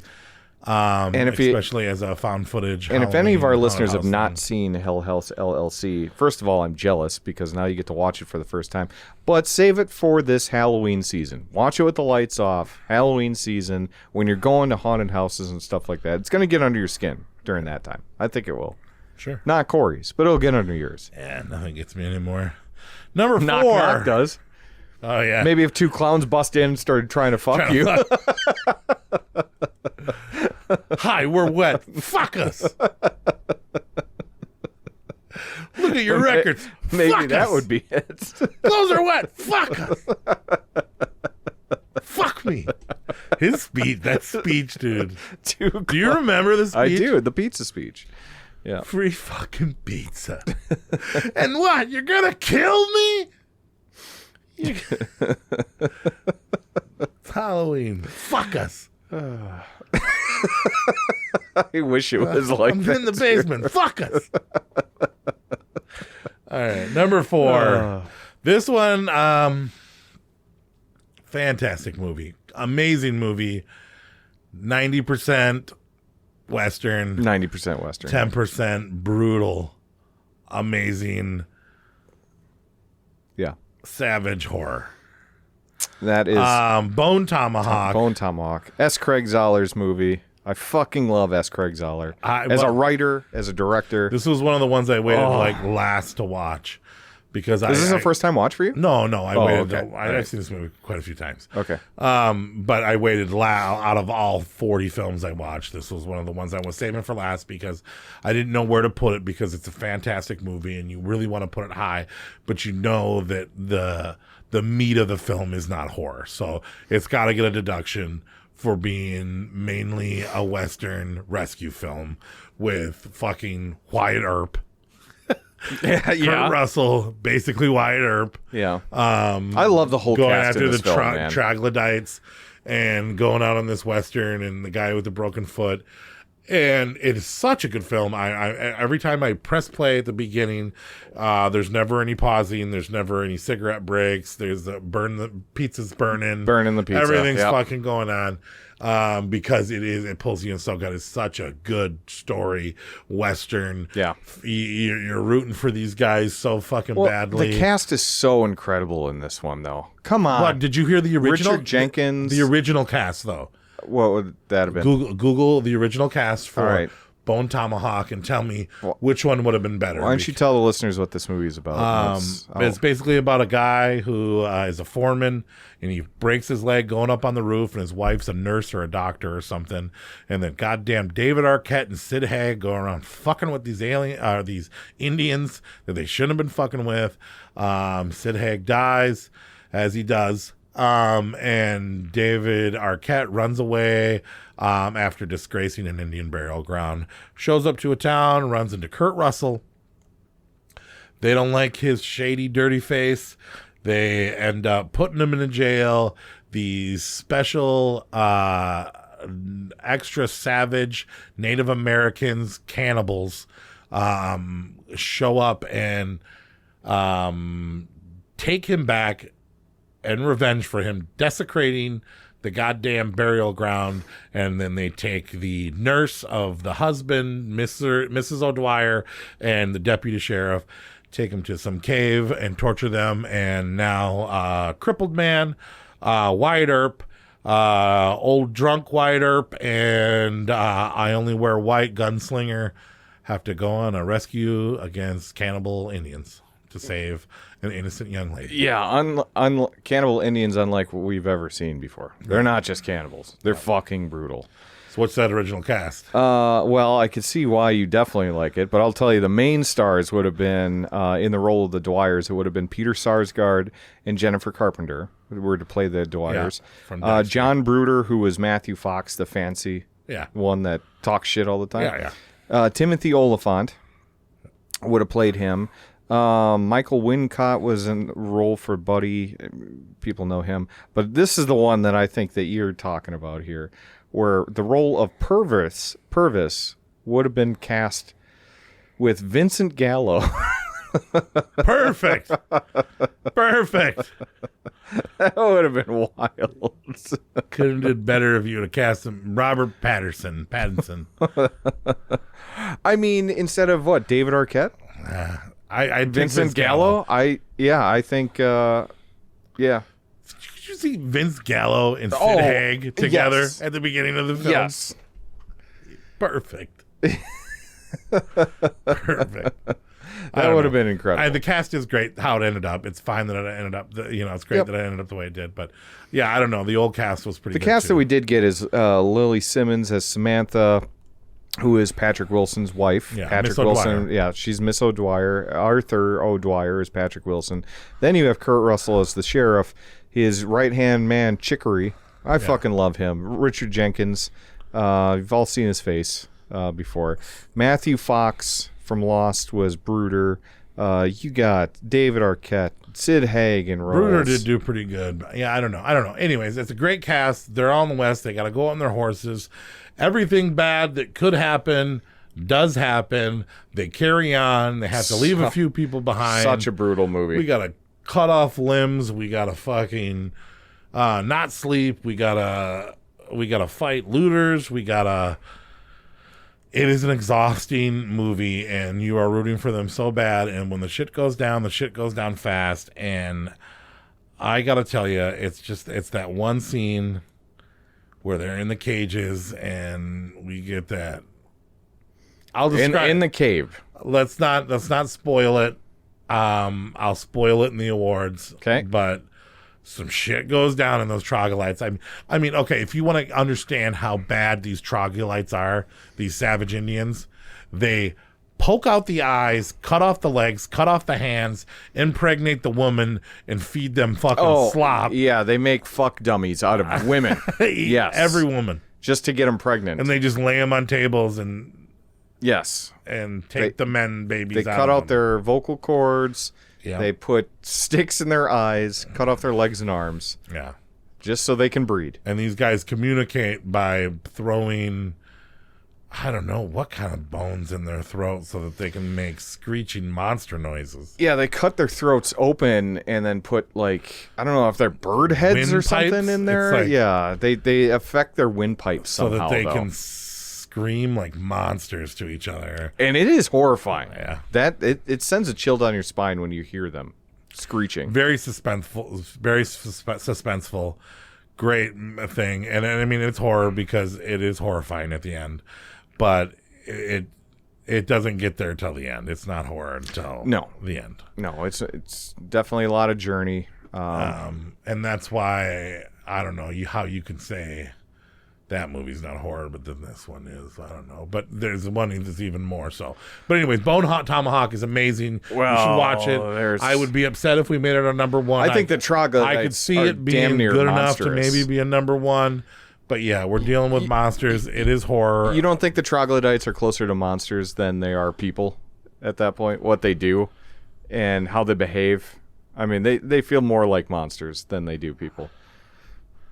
I know they're humans. Yeah. But fuck, man, they're horrifying. I mean, they're cannibals, and they're cannibals plus one. Did you ever watch Brawl in Cell Block 99? No. I don't like Vince Vaughn. I'm just kidding. This is the same guy that made that movie. Yeah. No, it's been on my list. I still haven't watched it, but it's so fucking good. Perhaps one day that will happen. Not a horror movie. Yeah. 70s crime that takes place. It's a 70s crime film. Right. That takes place in modern day, but Vince Vaughn unlike you've ever seen him. So good. Brutal movie. Bone Tomahawk number 4, best goddamn Western horror I might have ever seen. I might have ever seen. I reckon. You loved it so much you went a little Western. I reckon. It's the best damn horror Western horror film I ever seen, I reckon. Number 3. Oh, I love this film. We talked about this a little bit last episode. You think it's kind of like Evil Dead. I think it's special in its own New Zealand way or Australian way. I don't know if it's New Zealand or Australian, but it's one of those two. Deathgasm. 4 nerds have a death metal band. Corpse paint themselves up, go out in the woods, make their weird music, come across some ancient scriptures that if you play it, you will have power, you will have fortune, you will succeed. It'll turn people into star-crazing demon monsters that worship you. Basically like Deadites. They use it to play metal music and get girls to like metal. And they rock out. We fight demons. Zach does what every long-haired fucking metalhead does. Screws over his friend for some loving and ends up getting overcome by Satan. And they have to fight a demon metalhead best friend version. Some nerds die. Some nerds get the girl. They fight evil. They play metal. It's a lot of fun. What else do you say? I love it. I think it's equally over the top Evil Dead style horror as it is comedy in this one. I laughed my ass off at this film. And then the fucking soundtrack is awesome for us metalheads out there. I love, because we relate with these characters, right? Doom metal is what they it's kind doom of play, metal. even though they say they're black metal. But yeah. I love these characters. Yeah, I love, what is it? Zach, Brody. So we have 2 Brodies in the 3 and 4, right? Or Brood. Who's the guy's name in Bone Tomahawk? Oh, Brooder, and Brody. So Brody, Zach, the blonde nerd, and then the fat drummer. Dressed up like a cat, like Kiss. It's kind of like a funny demon supernatural version of Lords of Chaos in New Zealand. And the gore is good. And the reason why the guy even got to make this movie was because it was a contest where you had to submit like a script.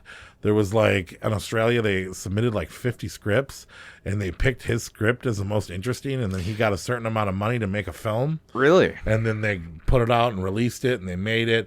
And then he got kind of canceled by the media for kind of being insensitive to something or another, and then Deathgasm 2 got put on the chopping room floor, but now they have finished it, and we are just waiting for them to figure out a way to release it. He got canceled by the media? Really? Yeah, he did. Something happened. I didn't hear about that. Because he was making like a lot of movies at one point in time. Because he directed Guns Akimbo. Yep. Remember seeing that one? Daniel Radcliffe eats a fucking garbage hot dog and offers to suck the guy from Flight of the Conchords' dick. Yes, yeah. And Samara Weaving's in that. But he worked as a visual effects artist for some huge movies. Sure. He did particularly Abraham Lincoln Vampire Hunter. No, I'm just kidding. I'm kidding. Lord of the Rings is where he did a visual effects. All right. Well, everybody in New Zealand worked on Lord of the Rings. The Hobbit, Gods of Egypt, War of the Planet of the Apes, Shadow in the Cloud, that World War... I love that movie. Yeah, I know you do. Shang-Chi. New Zealand is not that big. He's working in Marvel movies. Yeah. Stuff like that. He didn't get canceled, though. I was wrong about that or something? You didn't Google it? Well, he hasn't been directing many movies, but he's been working on visual effects as so recently up to Mortal Kombat 2 that just came out this year. Yeah. He was still doing visual effects. Wow. But yeah, I prefer him being a director because I like Guns Akimbo and I love Deathgasm, and I'm very excited for whenever they release Deathgasm 2. Yeah. Goremageddon is what it's called. We're metalheads. That long live metal. Metal. That's he says Swedish. Metal. He says metalheads or something. That's Swedish. I don't know what you're doing. I love metal. Because this is definitely New Zealand. They're Kiwis. Metalheads. And then you get to see him in corpse paint sucking on an ice cream cone. It's actually sort of a coming of age. Bully overcomes all the doubt in the world, and it's got an inspiring tone to it too that maybe I just connected to because I was that high school metalhead. That you want to hear a rumor about this film? What I think is super fucking cool. There are rumors that if you play a muted Deathgasm and Iron Maiden's Live After Death album simultaneously, like they do with Wizard of Oz, it syncs up perfectly due to the precise ending. That'd be cool to try. I want to try it tonight, honestly. I have that fucking album. All right, oh, man, that'd be awesome. It's Maiden? Iron Maiden's Live After Death album. Okay. Fucking amazing album. And you started at what second?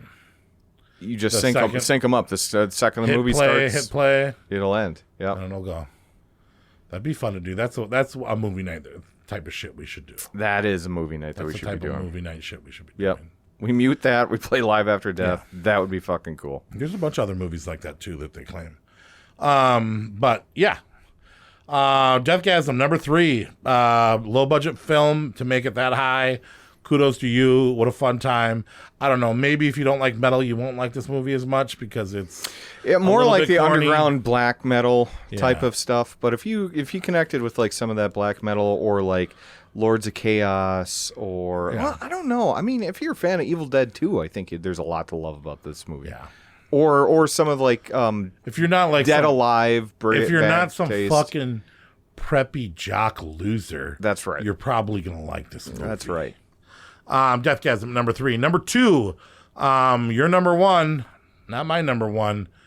Good movie though. Green Room, starring Professor X, Macon Blair, Anton Yelchin, Imogen Poots. Imogen, yep. Imogen. We get a punk band that doesn't go on the internet. They're real punks. Love Dead Kennedys. Play the back room of a Culver's. make $3 a person, starving What to the death. fuck is up, Denny's? Starving to death. Mohawk guy feels bad, says, hey, man, if you're not on the internet, you're not going to make any money. That is the way it is. I don't know what they expected to be able to make money. They were just as trying a to be punk old band. school, yeah. They're trying to do it the old school You know, way. yeah, you're not a poser, but now you're starving. They get a gig at a Nazi club, red lace Nazi club. Skinhead. Show up there, play the gig, open it up with Dead Kennedys, fuck off Nazis. Nazi punks fuck off. Nazi punks fuck off. Pretty much spit in their face, but then play some shred some real punk.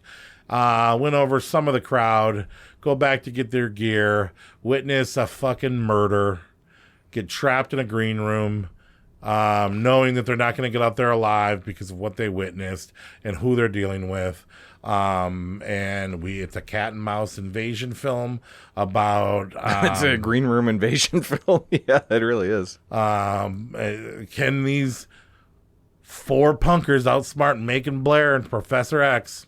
I don't know. Come on, Patrick Stewart as a ringleader of a Nazi group is pretty fucking crazy. Yeah, but does he do much in the film? Well, no, because he's 70 fucking years old and he doesn't need to do anything. He puts Macon Blair in charge. He has an entire bald army. He puts Macon Blair in charge, and he doesn't even have his red laces. But we get to see, the drummer kid's got some fighting capabilities. He's a wrestler. They come up with a bunch of bad ideas. They end up one by one getting eaten by dogs. I wouldn't say one by one. And cutting. Yeah. I mean, that arm, our Anton Yelchin's arm. That is pretty so gruesome. fucking intense.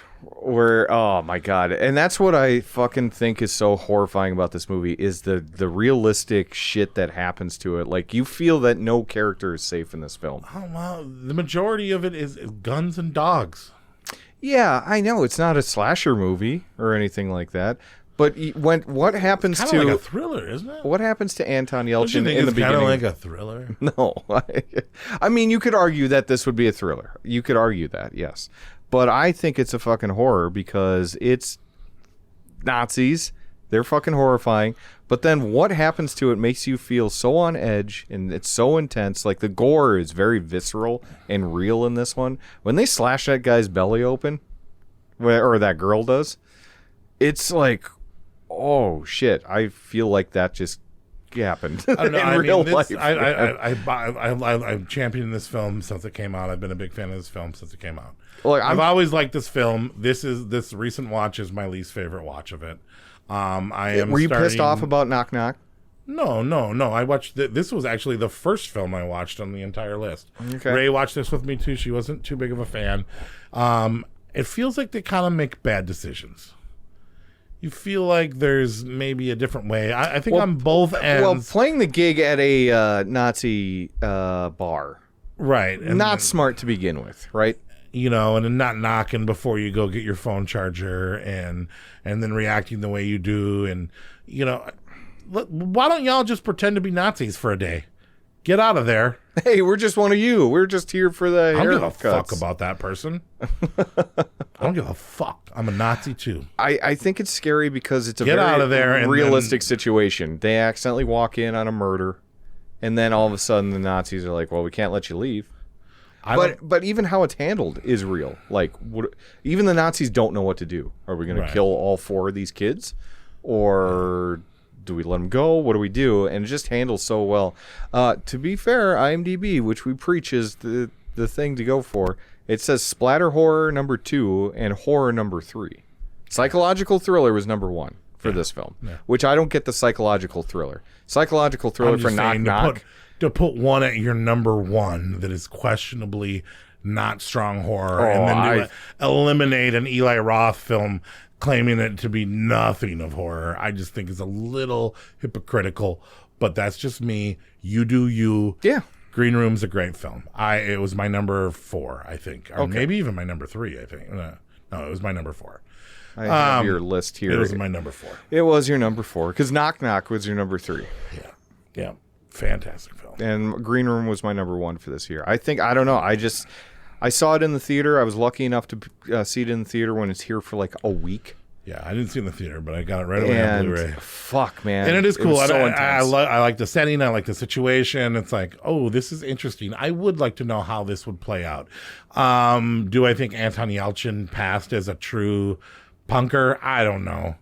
No disrespect to Anton Yelchin, but I mean, the that kid drummer wasn't that punk. was more of a punk rocker than yeah. Those guys didn't seem like the type that were so punk they don't have a Facebook. Okay, that was. Well, I think that kind of speaks to it though, because when they're kind of posers too. I mean, secret posers. Yeah. You are when you're a teenage punk band, though. You know what I mean? You think you're so hard. You think you're. Not everybody. I mean, look at them. They thought they were true punks. I was a real right? metalhead in high school. No, I know. But I believe it because you're speaking Swedish because of all the black metal that you founded. I love metal. But what I'm saying though is they're a teen punk band and they think they're true punk rockers because they're not on the internet. They're not doing anything like that. But although they can't survive their 2015, suffering. bro. Yeah, I know. Punk is dead. Okay, what are you doing? I don't know. Maybe Kennedys haven't punk's put out an not dead. album in fucking 10 years at this point, right? I don't know. Dead Kennedy's last album had to been 2001. You underestimate Jell-O. Anyways, I had a Dead Kennedys shirt, and I have never bought a CD in my life, so I guess I was a punk poser. Oh, really? But a true metalhead. See, and I grew up very luckily to be in a huge punk scene in the very north woods of Wisconsin. Maybe all my friends were skinheads. Yes. Oh yeah. I born and I worked raised at on Dairy punk Queen rock. with a skinhead, and it was hard seeing eye to eye with him, but I understood kind of where he was coming from, but fuck Nazis, bro. Yeah, I mean, they're not releasing anything new. They're more just live versions of Right. things, you know what I mean? So 2001 probably was their last album. a live album. Their last real legitimate album would be 1986. Oh yeah. Fuck yeah. All right. Anyway, so yeah, if you want to watch some fucking 2010 teeny punk rockers battle a bunch of Nazi red-laced Nazis in an invasion film that is better than most invasion films because of its originality, uniqueness. Raw fucking brutality is There's what a I couple think. of brutal kills, but it's A24 too, isn't it? I think it is, yeah. Yeah. So that goes back. Jeremy- Green Room is cool. I'm giving Nate a hard time. It is a fun invasion film, but by no means does it match up to our number one. Are we ready to go to number one? Yes, we are. Robert Eggers' debut, The Witch, or as a lot of people made fun of, The Vitch. Don't do it. The Vitch. Don't do it. Vitch. I hate that people do that. Well, the Vitch. Yeah, I'm sorry. I've heard some of you mean the VVitch when you say the witch, and I'm like, no, I mean the just witch. The witch. It's just The Witch. I think this movie is brilliant, dude. I think this is the most realistic, most historically accurate witch film of all times. The witch isn't nice. We don't sympathize with the witch or the witches. But we don't like the takes witch. place. Yeah, we don't like the. We don't like witch the is witch. bad. We don't. Witch eats babies, grinds up babies, smears dead baby I just all over like how you body. were saying that. We don't like the witch. We're not a fan of the I'm witch. just so sick of witches being depicted as cool, hot creatures. That is not a witch. It's not a witch. Witches are bad. Yeah. This witch is bad. This witch is evil. This witch is scary. This witch grinds up babies and smears it over their body. Yep. Fucking hardcore, okay? To make We get herself into look deep younger. satanic elements, okay? It does work, We though. watch a family get outcasted by being more Christian than their village. So they get banished. Dude is rude as hell. I will not eat what I barely legible English. Will not fight Christians. Dude, I had to watch the Put the movie subtitles again on. with subtitles. Put the subtitles on. Here And they normally I actually just watch it because I like the subtitles in case I look away, then I can catch. Yeah, he's worse than But Evil Ash. Ralph Innes, I think is his name, is the dad, and you don't know what he's saying half the fucking time. He's so passionate, fantastic, and it's old English. And it's Old fun to English, listen yep. to. The kids are even funner to listen to because you can actually understand what they're saying. But it's cute and it's fun, and the costumes might even be better than fucking Crimson Peak.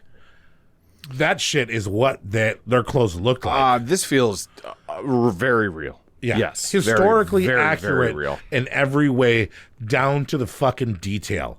Every actor did an immensely fantastic job speaking the tone, living the life, having the eyes, reacting to feelings, placing themselves. And I think that has probably got to be a standard to Robert Eggers.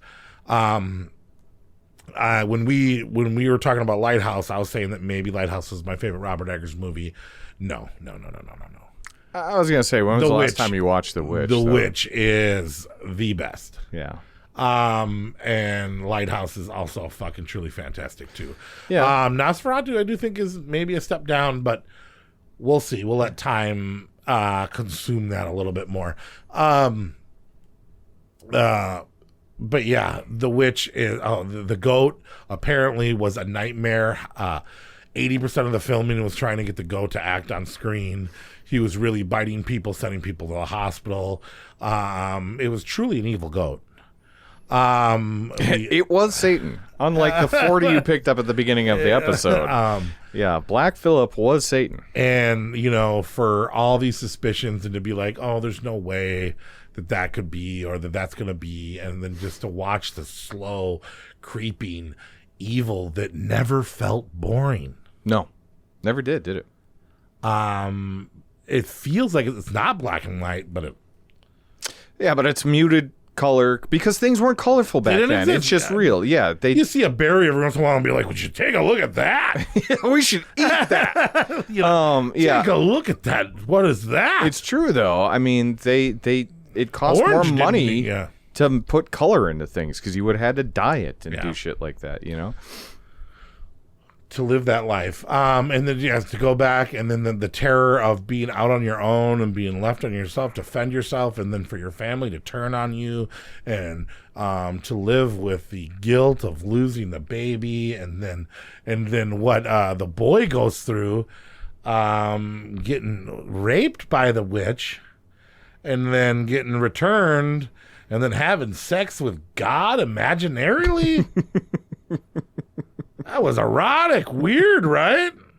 It was, yes. And then the mom getting so angry and hating her daughter, and then the dad's turmoil of not understanding what's going on and mixing his lies and becoming a non-real Christian himself, and then just the presence of evil slowly behind the scenes tearing them apart.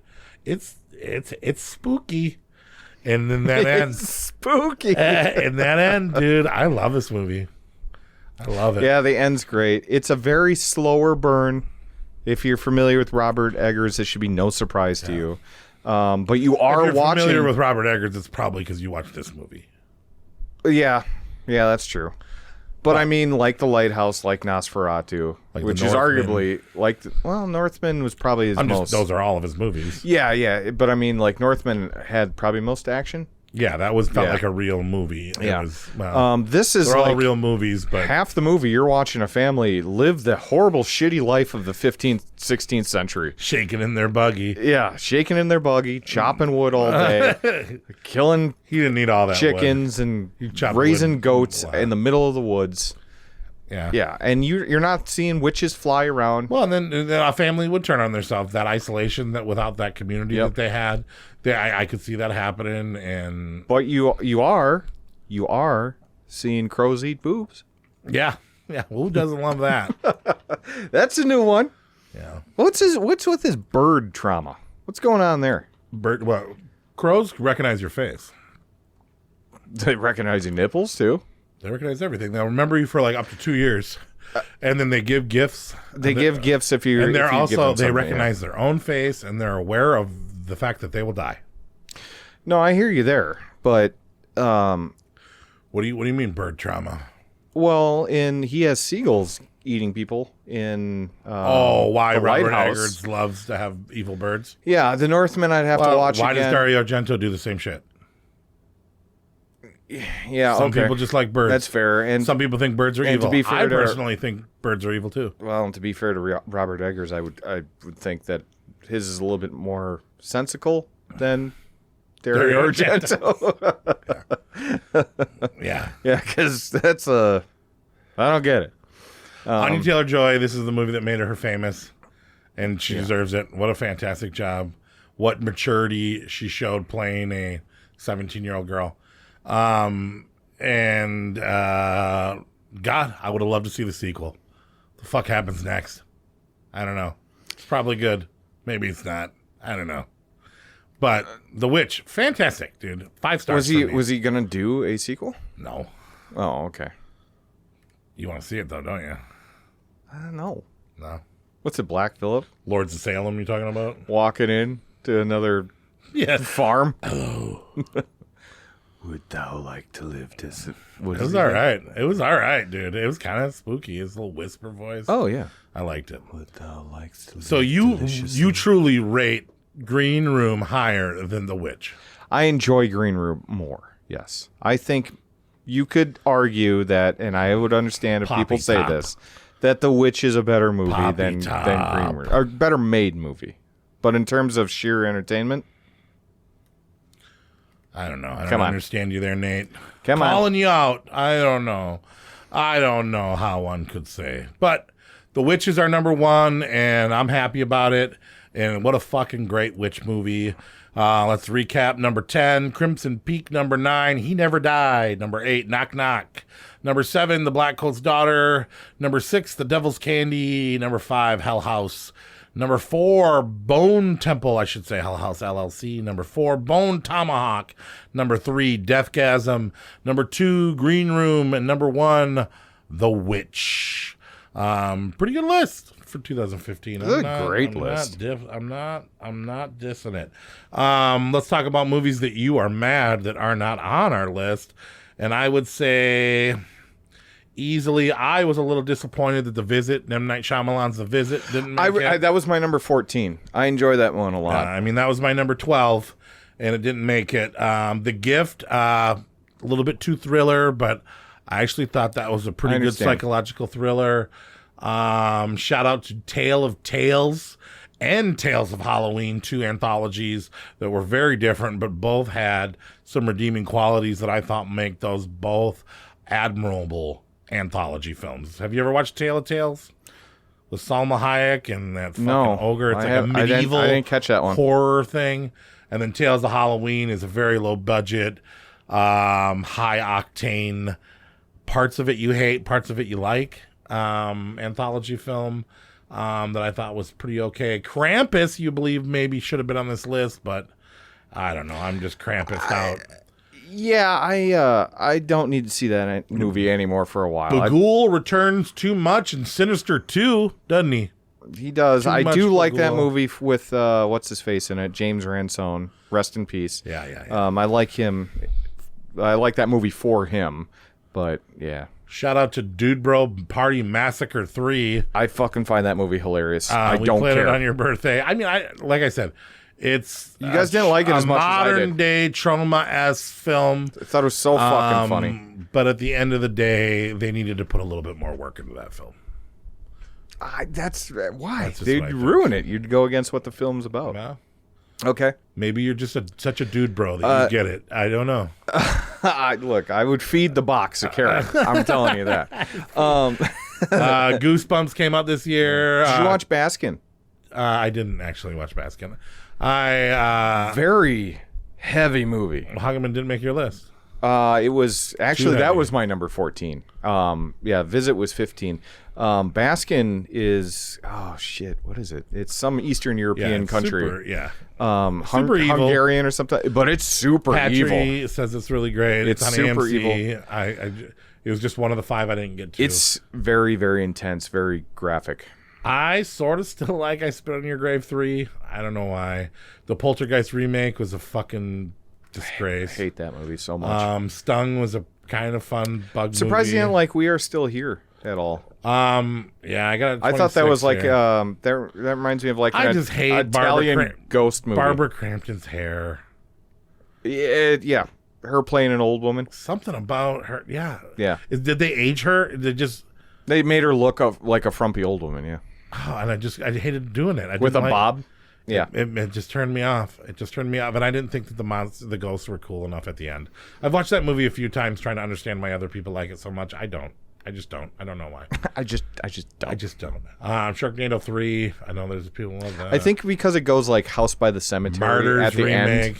That's the vibe I got from it. House by the Cemetery at the end. I did only give Human Centipede a 1. You're right. I don't know. Yeah, I remember seeing that and be like, whoa. Motherfucker. It's not great. Tales from Halloween, I really enjoy. We talked about that. Oh, we Tales did? of Okay. Tales. I'll put them together. Oh, okay. I remember Tales of Tales. But Tales of Halloween I enjoy. It's not as good as Trick or Treat by any means. No. But it's fun. It's fun. A fraction of the money as well. But I tell you what, I got some awards. You want to do awards? I would love to do awards. Let's do it. Sweating my ass down here. My thighs are sweating. Somebody's going to win. Somebody's going to sweat. Somebody's going to die. We're hot. Grab a turkey. We're leg. nasty. And we're doing awards right now. I'm not nasty. You're nasty. You're nasty. You're nasty. Stop flirting with me. I will not. Jesus. Now you're Top all 5 flustered. hunks of meat to eat while you're watching horror films. Ooh. I thought that was a good one. Hunks of meat. Best art 2015. Was it Deathgasm, The Witch, Crimson Peak, Devil's Candy, or I Spit on Your Grave 3? Not Crimson Peak. Vitch. Maybe the Witch with its simplicity. When they morph the goat and the girl together with the horns, that alternate cover. Yeah, that's pretty cool. I'm saying The Witch. I think that was great promotion. It was fantastic. Every bit of art and promotion that they had made me want to see the film. Mm-hmm. Terribly bad, terribly fast. So I'm going Witch. And of course, I Spit on Your Grave 3, but it's been the same thing for fucking 4 movies. So it's not too original. Best music. This one's a tough one. Is it Deathgasm, Doom Metal, The Witch, Crazy Screeching Strings, Green Room, Nazi Punks, Fuck Off, The Devil's Candy, Metal, Crimson Peak. Had a pretty good soundtrack. Yeah, it did. The Final Girls and Their Synths. What do you think?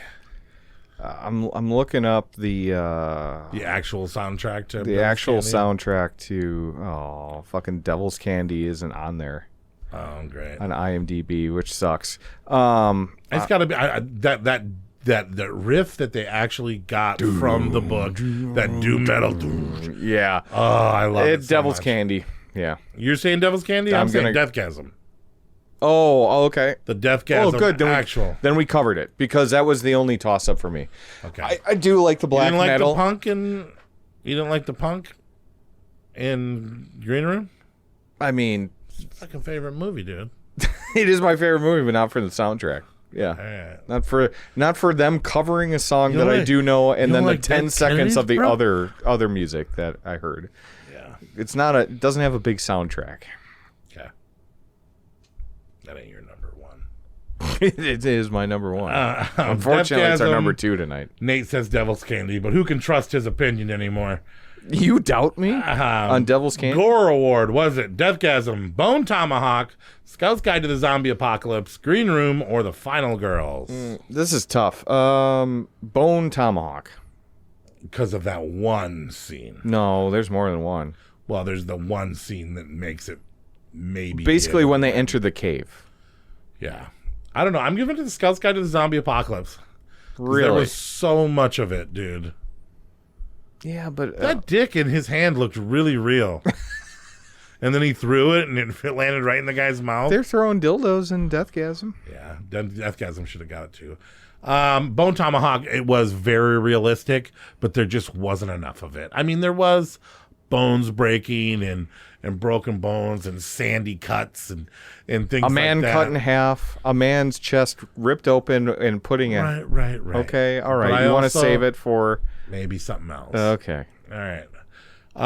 So you're saying Bone Tomahawk, I'm saying Scout's Guide, I guess. I don't know. Okay. I don't feel great about my answer, but best story, let's do The Witch, Deathgasm, Knock Knock, Bone Tomahawk, The Blackcoats Daughter, House LLC, Crimson Peak, The Visit, or Tale of Tales? Well, I didn't see Tale of Tales, so I can't rate that one. But man, they're not big stories. Right, but they're this not year. bad stories. Not bad, just not big. I'm going Bone Tomahawk because I think it's almost, it reminds me of a campfire story or a legend. Yeah. And that's fun. And like I said, once I get into the story, I'm fully invested and I can't jump myself out of it. It probably has the most substance in the characters themselves, right? Oh, yeah. Yeah, I like it. Bone Tomahawk, we agree. Best director, was it Robert Eggers for The Witch, Eli Roth for Knock Knock, Craig Zoller for Bone Tomahawk, Osgood Perkins for Blackcoats Daughter, Guillermo del Toro, or we're going to call him Gully Toro, for Crimson Peak, M. Night Shyamalan for The Visit, Sean Brine for The Devil's Candy, or Christopher Landon for Scout's Guide to the Zombie Apocalypse. Robert Eggers, The Witch. Yeah. They wouldn't have been able to do it without his help. That's pretty impressive. Yeah, it's pretty impressive first film too, right? Yeah. Oh yeah. It was better than Osgood did on Blackcoat. Yeah. No. It's not great. Best villain, was it Black Phillip in The Witch, the Troglodytes in Bone Tomahawk, the Clown in Hell House, Zack as a demon in Deathgasm, Ray in The Devil's Candy, Grandparents in The Visit, Gordon in The Gift, Krampus in 2 different movies, Krampus and in American Horror Story. Oh, yeah. I think there was even another Krampus horror movie that I didn't even bother to write down. But Bagul in Sinister 2, Motherface in Dude Bro Party Massacre 3. It's troglodytes. Those things are horrifying. I think Black Phillip, because he was a Black villain Phillip is great, yeah. But, you know. I don't know. But yeah, Troglodytes is a contender. They were scary. They were gross. They were evil. They were dark. But I think Black Phillip's more iconic. Yeah. For a black goat. Yeah. Yeah. That talks proper English. Yeah. That talks the most logical, not logical, but most understandable English in the entire Bagul film. is a cool fucking villain too, but not in the second one. They showed him too much. Yeah. Just hanging out with kids. Yep. Not even killing people. Just hanging out with kids. You make it seem like he's like, hey, fellow kids. I know what it felt like. All right. Hero or Final Girl? Thomason and Anna Taylor-Joy in The Witch. Medina and Brody from Deathgasm as a pair. Keanu Reeves, Free Pizza Man and Knock Knock. Imogen, you said it is? Imogen, Imogen yes. Poots in The Green Room. The Boy Scouts. Henry Rollins. This is Crush? Hero / Final Girl. Hero / Final The Boy Girl. Scouts. The Boy Scouts. Henry Rollins and He Never Died. Edith and Crimson Peak. The Final Girls, Mom and Daughter Dudo and The Final Girls. The Final Girl, played by Little Miss Sunshine. Rebecca Hall in The Gift. Or Jennifer Hills and I Spit in Your Grave 3. I was stuck between Keanu Reeves and Henry Rollins as a guy Final Girl. Henry Rollins is good, but Keanu Reeves, he suffered the most and barely survived with his life in ruins. Yeah, his wife showed up. Remember his kids, and they're like looking in the front door, and he's in the back trying to unpost his Facebook account with his nose in the dirt. Well, that's what I'm saying. Maybe she just fires up the lawnmower after all that stuff. Maybe. But they didn't show that, so I'm going Keanu Reeves. Okay, Keanu Reeves. I like that. All right. Best actor. You need this. Was it Keanu Reeves in Knock Knock? Ralph Ineson as William in The Witch. Oh, man. Anton Yelchin in Green Room. Kurt Russell in Bone Tomahawk. Ethan Embry in Devil's Candy. Henry Rollins in He Never Died. Or Jackie Black in Goosebumps, playing R.L. Stein. I do like that movie. I do. See, I was like, okay, Ralph Ineson for that fucking I character thought so work. too, yeah. And then I'm like, Ethan Embry blew me away. Yeah.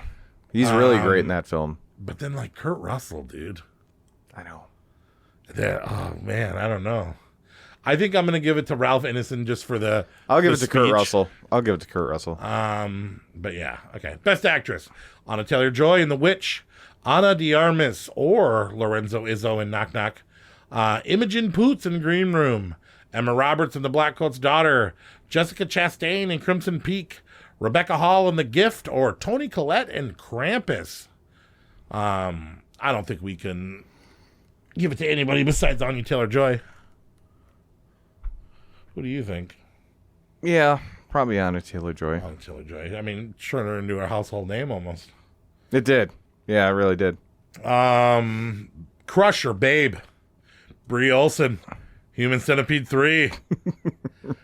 The girl who played Medina in Deathgasm. Ana de Armas. Lorenzo Izzo.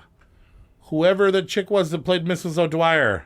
The stripper in Scout's Guide to Zombie Apocalypse. Lily Simmons is her name. Anna Taylor-Joy, even though she was over 18 and she's playing a 17-year-old, so I don't know, maybe not. Let's just stay away from it. Rebecca Hall in The Gift. Jessica Chastain and Crimson Peak. Eden in The Invitation. Did you watch The Invitation? I did. Yeah, I like that movie. Chick was hot. Kind of a thriller, though. Or kind of a cult Sarah thriller. from Hell House. No. Rebecca Hall in The Gift, bro. No. No. It's Lorenza Izzo. Over Ana de Armas? Yeah. I thought you'd be more of a Ana de Armas. And I was thought I more of a would Lorenza too, bro. Izzo. But I'm just not. Give me that Izzo. No. Izzo all over me. If it didn't work out with Eli Roth, what makes you think it'll work out with you? It won't. In fact, she'll never talk to me. But still. Fair enough. I love you. We'll give it to the girls. love you. Well, yeah, we'll give it to the girls from Knock Knock because they were captivating, but do I regret it? Yeah, you will regret it. You regret it. Maybe they're okay separate. No. You don't think they are? No. Okay. Best kill was it Caleb in The Witch having sex to God and then slowly dying? What the fuck was going on? Embrace me, God. Take me away. That was a powerful death performance, but it also could be when the goat killed the dad and he got buried by logs. One of those from The Witch. Kurt Russell's death in Bone Tomahawk, no matter how long it took.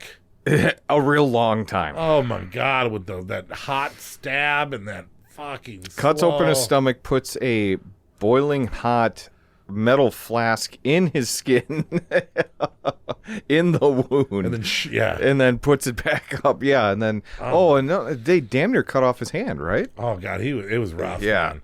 And they're like, "You gonna make it?" Nope. No, yeah, He goes, "No." Dude, that line in that movie where he says to his old friend Chicory, where he says, "Say goodbye to my wife, and I'll say hello to yours," because Chicory's wife is dead. Man, that hit me in the feels. I was like, that is such a fucking good line. The girl that got killed and sucked into hell in Hell House, zombie nutsack tear, our Tale of Tales kill ogre husband. Yeah, it's Kurt Russell. That was one of the best deaths in cinema history. Well, or the guy that got literally cut in half from the ass down. Well, I don't know if that's... Yeah. Let's give this one to Kurt Russell. Fine. Okay. Kurt Russell it is then. Most savage scene. You keep telling me to fucking dial it back. Savage scene. Was it the death rape in Human Centipede 3 where they stabbed open his stomach and had sex with the wound in front of a group full of men talking about how good it feels? Well, when you say it like that, that sounds pretty bad. That was really good. Grandpa Poopy Diaper Face Scrub in The Visit. That's gross. That poor little rapper. Old person poop. That poor is gross. little rapper. Yeah. Getting that poop. So the grandpa was so ashamed of pooping his pants, he would hide diapers all over the house. That movie had a little bit of something. Oh no, I like it. I think it's creepy, especially the under the crawl space scene. Savage space scene. Knock knock, rape you as your daughter and post on Facebook. Zach stealing Brody's girl. That was a little savage. There's a lot of savage stuff in this one, huh? Cutting up homie's arm in the green room. Split from the nuts with a tomahawk and Bone Tomahawk, probably where the name Bone Tomahawk came from. I'm going to give it to that one because you've been trying to tell me to not say it for 3 rounds now. Did you just catch what I said? It's called Bone Tomahawk. Yes. Why do they call it Bone Tomahawk? Because of the thing. Because they took a Bone tomahawk and cut him from his boner to his fucking brain. Bone Tomahawk. I wish he wrote the blurb on the back of the movie case. Devil's Candy Child Abduction and Devil's Candy. Yeah. Zombie Dude Eats Out Girl and Scout's Guide to the Apocalypse. Is it Poopy Diaper Face Scrub, or is it Bone Tomahawk cut from the bone to the face, or is it the Death Rape and Human Centipede 3, or is it the Knock Knock Rape You as Your Daughter and post on Facebook? I'm going to give the Bone Tomahawk scene, the Bone Tomahawk to the boner to the hawk. You can't handle this. In the movie Bone Tomahawk. Yeah. That scene. When his boner got hawked in the Tomahawk. His boner got hawked. Damn. Best ending was it Hawk my boner. The witch when she had. Oh, you're just not going to give us anything? You're just not going to give us. I agreed with you. I took it. Oh, you did. Oh, okay. I wanted to give it to the Poopy Diaper Face Scrub, but no. You can. No. It's old person poop. It's you. gross. Bone Tomahawk. Bone to the tomahawk, the hawk down. Best ending. The witch. Yeah. When she heads to the woods, levitates, cool shit. Knock knock, bird to the head, wife comes home. Bone Tomahawk. Some of them live. Some of them do live. Wasn't that nice? The Blackcoats They have Daughter. to remember all the shit they saw. Probably the realization after watching the Blackcoats Daughter, understanding that it's just about loneliness. Yep. Hell House LLC, sorry. Hell House LLC. Twist. Yeah, okay. MNC2C. Yep. No, I get it. We don't have letters. I wish they said it like that. We don't have our Crimson letters. Peak, the only bloody, not CGI scene in the whole film. Nah. Knock knock, bird to the head. Family comes home. That's Fuck. pretty. It's pretty intense. Take scene, this yeah. off Facebook. If it was a horror movie, I would put that up there. Yeah.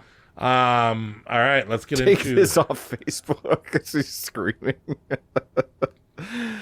Take down the post. Dracula Dance Award. Was it Twins Dancing with Black Phillip, Ana de Armas Dancing to Records, Slam Dancing in the Green Room, Headbanging in Deathgasm, or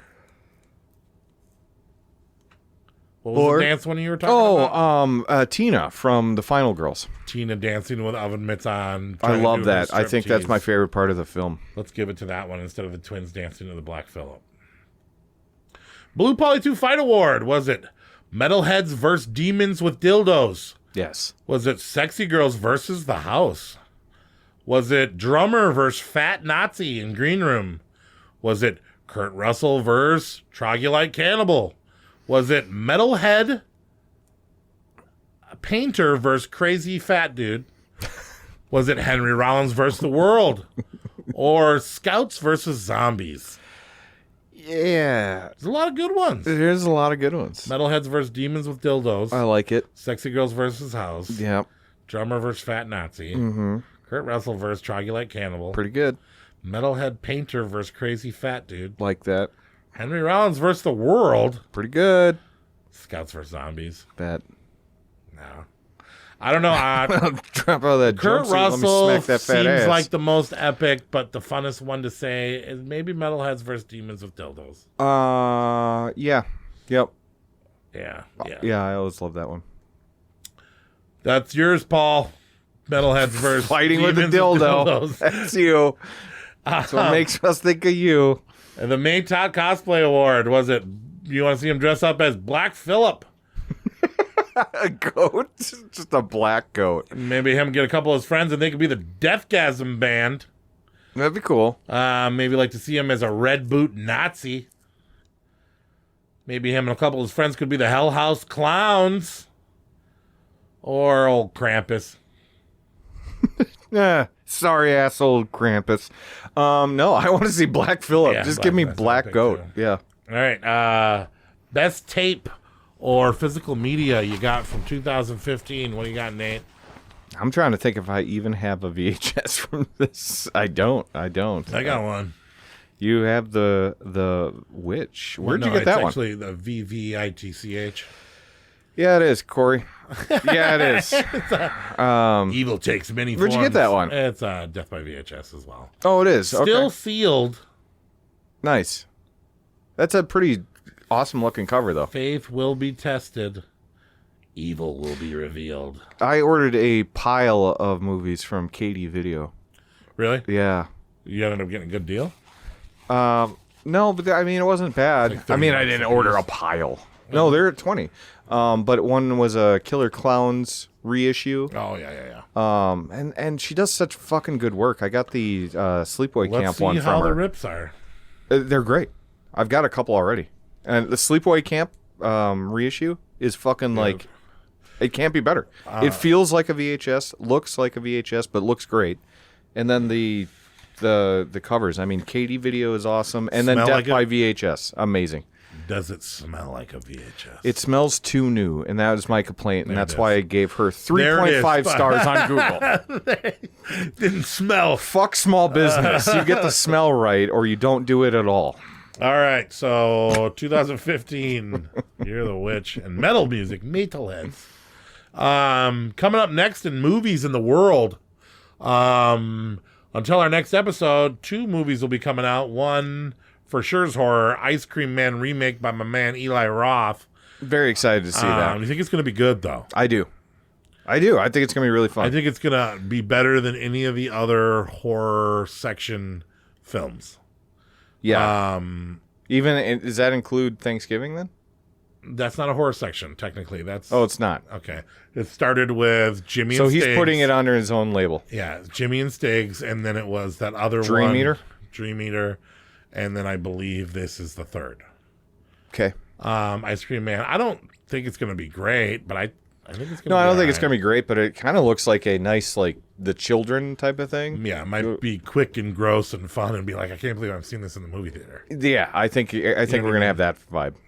And then also the end of Oak Street, which is like I don't know if it's dinosaurs or aliens. So it's what I'm thinking has happened is the end of Oak Street gets transported to a prehistoric That's what the world? trailer will have you believe, yes.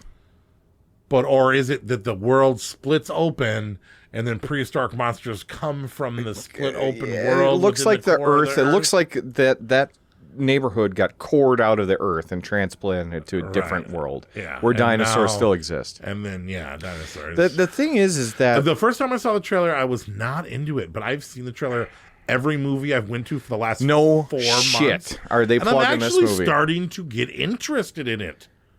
I am not. Okay, you're still not about it. I think it's going to be good, and the only reason why I say that, good cast first of all. Second of all, it's David Robert Mitchell, who did It Follows.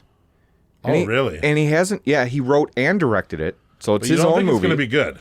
It doesn't look good, but I think it's going to be good because he hasn't done a lot of shit since It Follows. So he's had time to write and direct this movie and Right. make exactly this movie that he wants. And they seem to have He faith in didn't- it that they're putting a he didn't lot of make- money into the promotion. He didn't make 3 in 1 year like Osgood Perkins did. Right.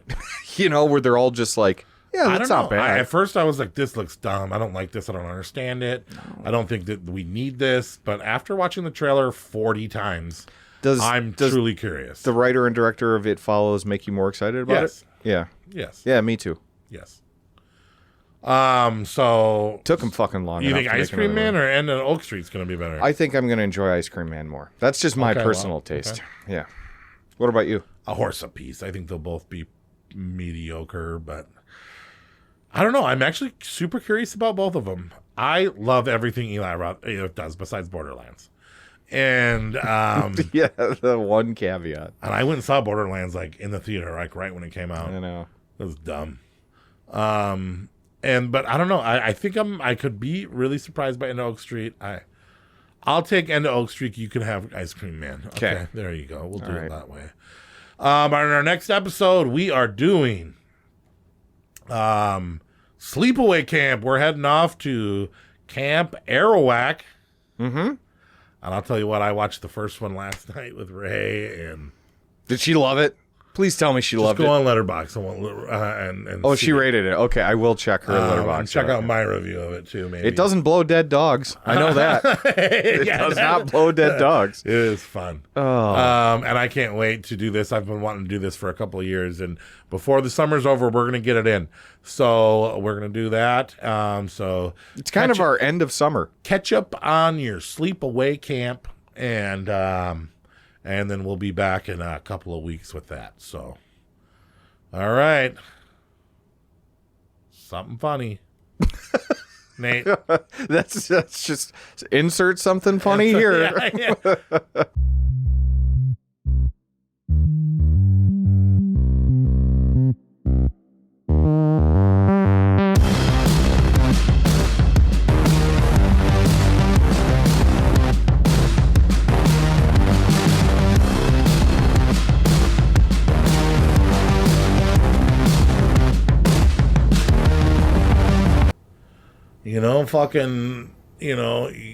Like you've been acting weird, right? And then the goats go crazy, but the goats love me, okay? And so then they start attacking you.